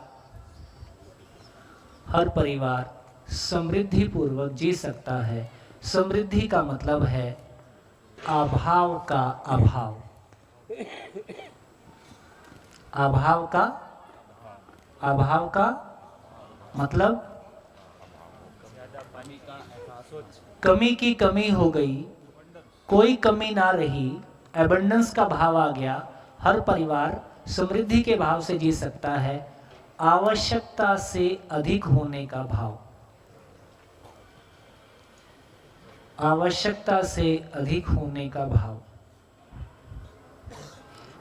प्रकृति का डिजाइन ऐसा ही है कि हर परिवार आवश्यकता से अधिक के भाव में जी सकता है। सारी प्रॉब्लम इतनी है, लोग क्या कहेंगे, पड़ोसी क्या कहेंगे, है ना, और अपनी क्षमताओं को कैसे बढ़ाया जाए उसका कोई साफ सुथरा कार्यक्रम हमारे पास नहीं है। ये मानव की हमने भौतिक आवश्यकता की बात की है, लेकिन मानव की भावनात्मक आवश्यकता वो तो अभी रह गई। मानव की भावनात्मक आवश्यकता कैसी है? कैसी है? कैसी है जीने की आवश्यकता? भाव की आवश्यकता कैसी है? असीम। मानव की भावनात्मक आवश्यकता असीम है, ये वाली असीम है। और भौतिक आवश्यकता निश्चित है। निश्चित है इस अर्थ में सीमित है। सीमित होने का ये मतलब है। मानव की भावनात्मक आवश्यकता असीम है। खुशी की बात यह है कि मानव, और ये कहां से मिलती है? भाव की भाव कहां से आता है? समझने से। अभी अभी अभी हम चौथे दिन में हैं, हमारा भाव पहले से बढ़ा है कि घटा है? बढ़ा है। तो मानव कैसे आता है? तो ये पहले कहा कि समाधान बराबर सुख, समाधान बराबर समझ, समझ बराबर भाव, भाव बराबर सुख, है ना। समझ से समाधान ऐसे बात करते हैं। तो मूलतः वो भाव ही है, और भाव को ही हम सुख के रूप में, भाव नहीं है तो क्या है? अभाव है। अभाव ही दुख है। और खुशी की बात यह है कि हर मानव में समझने की क्षमता कैसी है? असीम है। नेचर की सेटिंग देखो, असीम आवश्यकता के लिए असीम क्षमता पहले से मौजूद है। निश्चित आवश्यकता के लिए पर्याप्त साधन मौजूद है, उत्पादन करने की क्षमता पहले से मौजूद है। तो प्रकृति अपने आप में पूर्ण है, उधर कोई कमी नहीं है। गलती हमसे हुई है ना? क्या गलती हुई? यदि मानव में समझने की क्षमता असीम है तो हर मानव समझ सकता है, निरंतर सुखपूर्वक जी सकता है। बताइए इसमें क्या कमी है?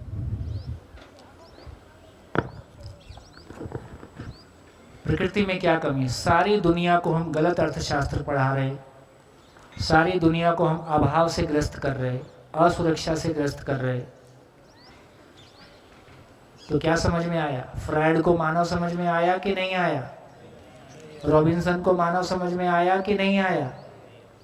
हर्बर्ट स्पेंसर को, डार्विन को मानव समझ में आया कि नहीं आया? मानव समझ में नहीं आया। सबने मानव को शरीर माना और जिंदा रहने के धरातल पे सब कुछ परिभाषित किया।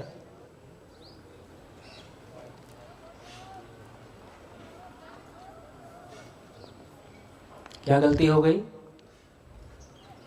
क्या गलती हो गई? क्या गलती हो गई? देखो, हम ये गलती रोजमर्रा की जिंदगी देखें तो क्या कर रहे हैं? मैं तो सिंपल सी चीजें देखता हूँ। आप पेट्रोल की गाड़ी में पेट्रोल डालते हो कि डीजल डाल देते हो? पेट्रोल की गाड़ी में पेट्रोल ही डालते हो, डीजल की गाड़ी में डीजल ही डालते हो। कभी ये थोड़ी बोलते हो कि मेरी देसी गाय की, गिर गाय की गौशाला है, इसमें घी डाल देता हूँ। घी डालने से धुएं में भी सुगंध आएगी।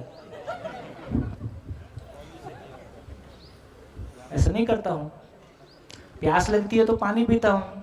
नहीं, मेरे यहाँ गिर गाय की गौशाला है, हम लोग घी पीते हैं, हमारे यहाँ रईसी है। ऐसा तो नहीं करता हूँ। तो प्यास लगती है तो पानी पीता हूँ, डीजल की गाड़ी में डीजल ही डालता हूँ, पेट्रोल की गाड़ी में पेट्रोल ही डालता हूँ, खाने के समय नहीं, हमारे तो डायमंड का बिजनेस है, हम हीरे ही खाते हैं।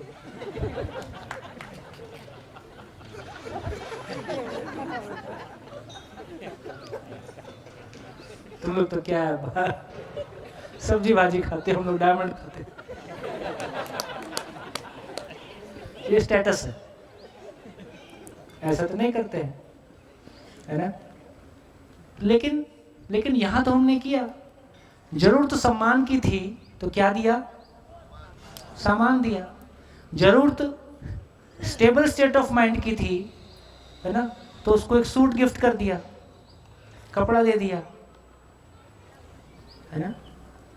घर में झगड़ा हुआ, पत्नी को बोले चलो आइसक्रीम खा के आते, तुमको साड़ी दिलाऊंगा, इस बार घूमने जाएंगे। प्रॉब्लम उसकी थी नहीं, आपस में संबंध की प्रॉब्लम है, वो आइसक्रीम से कैसे ठीक होगा? तो प्रॉब्लम संबंध की है, वो गिफ्ट देने से ठीक नहीं होगा। प्रॉब्लम संबंध की है, वो घूमने जाने से ठीक नहीं होगा।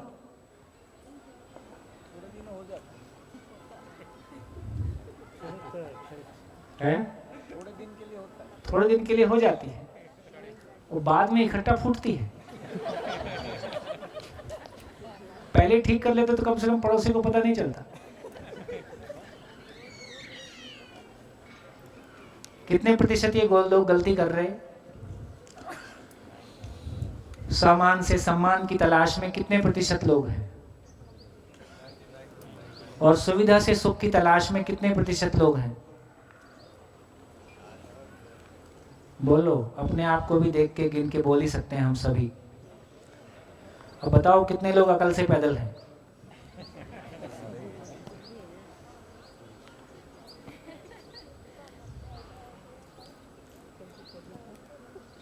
देखो, चाहे मैं हूं चाहे आप, फर्क कुछ प्रकृति का नियम हम सबके लिए एक जैसा है। तो ये हमारी कंसिडरेशन में आना कि हमको मानव को समझने में गलती हो गई, साइंस में मानव समझ में नहीं आया। साइंस में दो कैटेगरी है, वो लिविंग एंड नॉन लिविंग में सारी बात करता है। लिविंग का मतलब पेड़ पौधे, पशु पक्षी और मानव। अभी मैं उनके साथ में आ रहा था गाड़ी में, तो वो लाइफ, क्या आपने वो कोर्स बता रहे थे रास्ते में, वो लाइफ इंजीनियरिंग, लाइफ साइंस, नहीं लाइफ साइंस है, जिसमें कि कोई बीएससी कोर्स होगा, 3 साल का होगा। लाइफ साइंस में तो क्या पढ़ाते हैं? तीनों को ही कुल मिला के कोशिका को शरीर मानते हैं। तो पेड़ पौधे भी कोशिका से बने हैं, मानव का शरीर भी कोशिका से बना है, पशु का शरीर भी कोशिका से बना है, इसलिए तीनों हमारे लिए एक ही जैसे। कहाँ गलती हो गई? मानव का शरीर तो कोशिका से बना है, लेकिन कोशिका निर्णय नहीं ले रही है मानव में। सुखी दुखी कोशिका हो रही है कि मैं हो रहा हूं? प्यार और सम्मान की जरूरत शरीर को है कि मुझको है? आंख बंद करके आदमी को बोलो कि तुम्हारे गले में मैंने 5 किलो फूलों की माला डाल दी है, तो शरीर को कैसा लगेगा? 5 किलो। लेकिन आंख खोलने के बाद क्या दिखेगा? जूता है। अब परेशान कौन होगा? मैं होऊंगा। अब परेशान मैं होऊंगा। 5 किलो फूल और 5 है, ये जो सुखी दुखी होने वाली चीज को पहचानना है, ये तो अलग तरह की चीज हो गई ना, इसकी चर्चा नहीं हुई। बोले तुम्हारे लिए मैंने सब कुछ कर दिया। क्या सब कुछ कर दिया भाई? हस्बैंड वाइफ का झगड़ा हुआ, बोले तुमको मैंने क्या नहीं दिया? वाइफ बोली जो मेरे घर में पहले से ही था वो ही दिया। भाई खाने पीने का सामान तो यार पहले से भी उसके घर में भी था। इसका मतलब है जो तलाश है हमको साथ साथ जीने की है, ये जीने वाला कौन है? जीने वाला साथ साथ जीने वाला शरीर है कि जीने वाला मैं हूं? मैं हूँ। ये मैं जो सुखी दुखी होने वाली चीज है, जो निर्णय लेने वाली चीज है, जो है ना, जिसको ये ज्ञान की तलाश किसकी है शरीर में? शरीर कोशिकाओं से मिलके बना हुआ, उसको ज्ञान से क्या लेन देन? तो यहाँ ये हमारी क्लैरिटी बनती है कि लोचा हो गया। कैसा लोचा हो गया? क्या लोचा हो गया? इस पूरी चर्चा से क्या समझ में आया, लिख डालिए। इस पूरी चर्चा से क्या समझ में आया, अभी तक हम कैसा जिए, कहाँ गैप्स दिखाई दे रहे हैं और कैसे वो पूरे होंगे।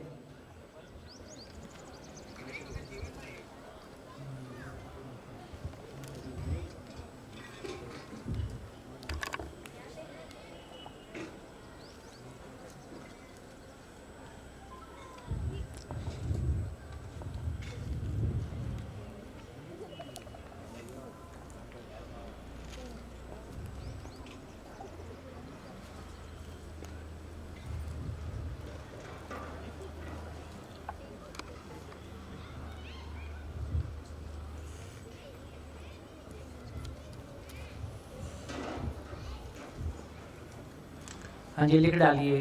इस पूरी चर्चा से मेरे लिए क्या निकला, आज तक मैं क्या सोच के जिया, कहाँ गैप्स हैं, क्या दिशा मिल रही।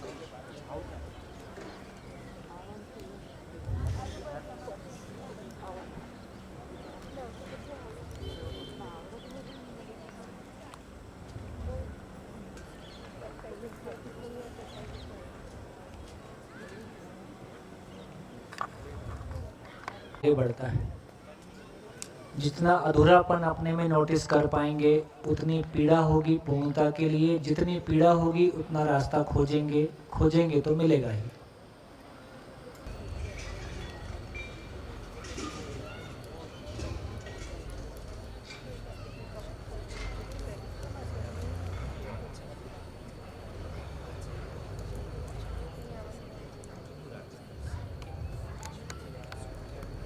हाँ जी,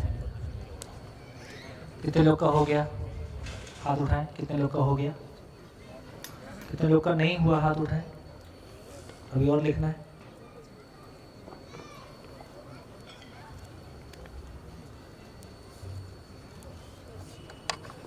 में हमने जो मेन पार्ट है वो तो सामान से सम्मान नहीं और सुविधा में सुख नहीं, वही है। पहली बार शिविर कर रहे हैं? हाँ सर जी। लेकिन मैं जो परेशान हुआ हूँ वो एक ही चीज़ में हुआ हूँ सब के। आपने पेन का उपयोगिता बता दी, आलू की उपयोगिता बता दी, घड़ी की उपयोगिता बता दी और सबकी कीमत भी बता दी, और सवाल ऐसा पूछ लिया कि दुविधा में पड़ गए। हमारी खुद की उपयोगिता ही समझ में नहीं आई, दिख नहीं रही है। वही जिंदगी का खालीपन है, वही पीड़ा है, वही डिप्रेशन है, वही जितने भी नाम दे सकते हैं सब इसी को है। सर उपयोगिता ही समझ में नहीं आई तो मूल्य तो कहाँ से समझ में आएगा। उपयोगिता ही मूल्य है। बहुत बढ़िया, अच्छा ध्यान गया है। और ये सभी के लिए, ये आपके लिए ना, हम सभी के लिए यही पॉइंट है।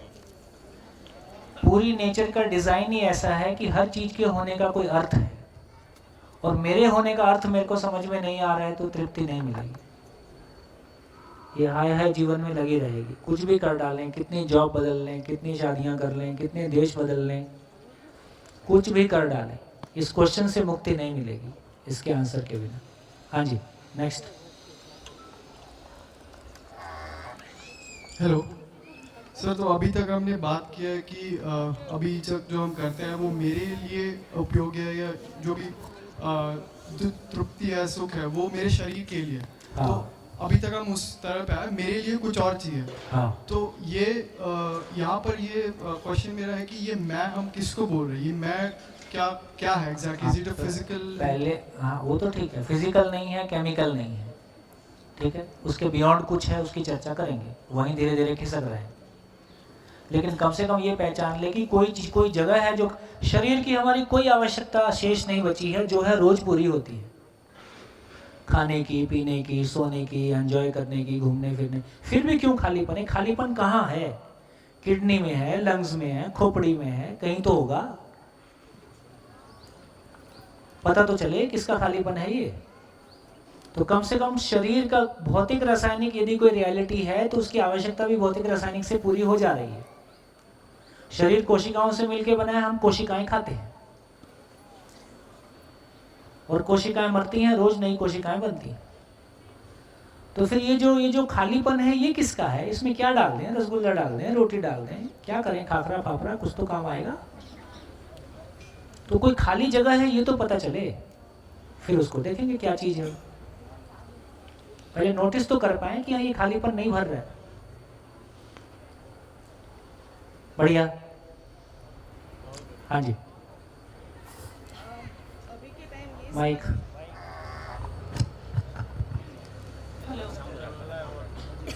हेलो। हाँ, अभी के टाइम में ये लगता है अभी की सारी जिंदगी हम ऐसा कहते हैं कि जो होगा वो देखा जाएगा, पर है ऐसा कि जो होता है वो देखा नहीं जाता। तो अब ये हो रहा है कि જે થઈ ગયું એ થઈ ગયું, ઠીક છે ગુજરાતીમાં, पर अभी ये सोच सकते हैं कि क्या हो सकता है, ये सरल रास्ता है शायद। और अभी की सिचुएशन में मुझे ये लग रहा है, एक शेर है थोड़ा सा कि मुट्ठी भर बीज बिखेर देते हैं, मुट्ठी भर बीज बिखेर देते हैं, मौसम बारिश का है, शायद अपनापन उग जाए। बहुत बढ़िया। हाँ जी बेटा। ये जो आपने कहा कि सुविधा से सुख नहीं है, तो वो मैंने अपनी लाइफ में देखा कि मैं क्या सुविधा ले रही हूँ मगर मैं सुखी नहीं हूँ। मैं पेंटिंग करती हूँ तो उसमें मैं ऐसा सोचती हूँ कि मेरे पास सभी साधन हो गए, सभी साधन हो गए तो मैं सबसे अच्छा वाला पेंटिंग बना पाऊंगी। लेकिन अगर मुझ में खुद में विश्वास नहीं होगा तो मैं कितना भी अच्छा बना लूँ, कितने भी साधन यूज़ कर लूँ, लेकिन मेरे में विश्वास नहीं होगा, इसलिए मुझे वो अच्छा नहीं लगता। ये मतलब एग्जाम्पल। और उपयोगिता और संज्ञानशीलता वो दोनों सेम होते हैं। हाँ, अभी जिस सेंस में उपयोगिता कह रहे हैं वो संज्ञानशीलता का एक्सप्रेशन है। ठीक है, बढ़िया बढ़िया, अच्छा सोच रही हो। हाँ जी। मुझे ये चीज़ दिखी कि अभी तक मैं जो भौतिक है उसमें ही चेंजेस ला रही हूँ, मतलब प्लस माइनस हो रहा है, ये नहीं समझ में आया तो ये, वो नहीं समझ में आया तो वैसे ही चल रहा है, इसीलिए अभी भी डिससेटिस्फेक्शन है। एक और चीज़ दिखी कि जो भी इकोनॉमिक्स है या मार्केटिंग है या जो भी हमने गोल सेटिंग पढ़ा है वो सब में बहुत सारा झोल है। मार्केटिंग में स्पेशली जो ब्रांड को हम ब्रांड इमेज और वो सारी चीज़ें बना देते हैं, वो चीज़ दिखी, वो उसमें क्लैरिटी आई। दूसरी चीज़, मैं लास्ट अगस्त से नहीं कमा रही हूँ, कंटिन्यूस 50-60 आ रहे थे घर पे, अभी कुछ भी नहीं आ रहा। तो ये चीज़ में मुझे कितनी एज है तुम्हारी? 26। मैं कमा भी दिया, सब पढ़ भी दिया, तो छोड़ भी दिया। तो मेरे मन में ये चीज़ आती थी कि जो भी अभी पूछता है कि क्या कर रही हो, मैं एक कंपनी से जुड़ी, वो यूथ एम्पावरमेंट के लिए काम करते, तो मुझे वैल्यू दिखा, मैं उनके साथ काम कर रही हूँ। लेकिन ये सवाल का जवाब मतलब डायरेक्ट आता था, कितना कमा रही हो, तो वहाँ से मुझे थोड़ा संकोच होता था क्योंकि मेरा सक्सेस वहीं से डिफाइन होगा। मेरे पापा ने मुझे बोला कि तू शांति रख, तू अपने आप पे इन्वेस्ट कर रही है, तू चलती जा, हम तेरे साथ हैं। तो वो चीज़ वो बोलते थे, मैं हाँ बोल देती थी, लेकिन कभी भी अंदर से वो होता था कि मेरा सक्सेस मेरे कितने कमा रहूँगी उसी पे ही डिपेंड करेगा। तो वहाँ से फ्रीडम एक मिला, वो दिखा चीज़। दूसरा, अभी तक के जो डिस्कशंस किए या सुना है वहाँ से जीना क्यों है और कैसे जीना है, अगर ये दोनों सवाल है और लक्ष्य एक ही है, कमल जी से भी बात हो रही थी, तो अब क्वेश्चन ये नहीं है कि कहाँ पहुँचना है, क्योंकि लक्ष्य एक ही है, क्यों जीना है, डिस्कवर करना है। तो एक ये चीज़ मिली कि कैसे पहुँचना है वो रास्ता खुद ब खुद बनेगा। ऑलरेडी अबंडेंस है तो स्कैर्सिटी और इनसिक्योरिटी खत्म हो गए, उनका कोई क्वेश्चन ही नहीं। तो ये सब चीज़ें अभी तक दिखी मुझे। बहुत शानदार, बहुत ही बढ़िया, गुड। हाँ जी, लास्ट ब्रेक करेंगे फिर।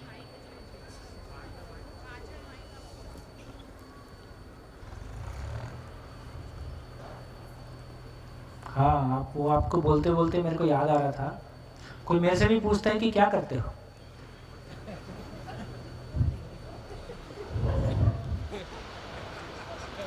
तो मैं क्या जवाब दूं? कोई मेरे से पूछता है कि क्या करते हो, तो मैं बोल देता हूँ मैं खुश रहता हूँ। उसके बाद वो सोचता है कि फिर मैं क्या कर रहा हूँ।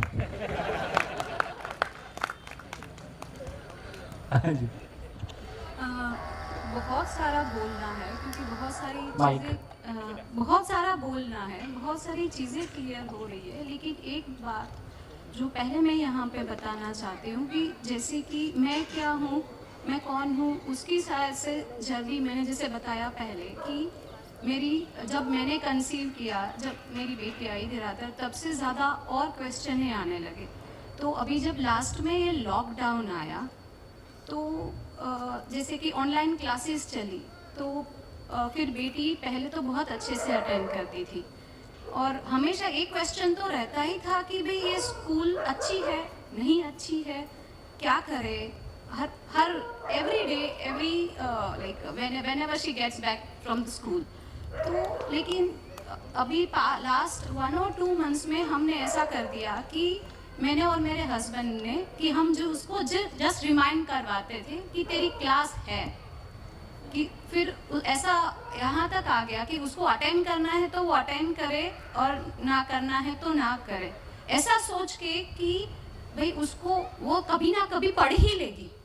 तभी भी कहीं पे तो था कि नहीं, ये जो एजुकेशन सिस्टम है वो थोड़ा तो सही होगा।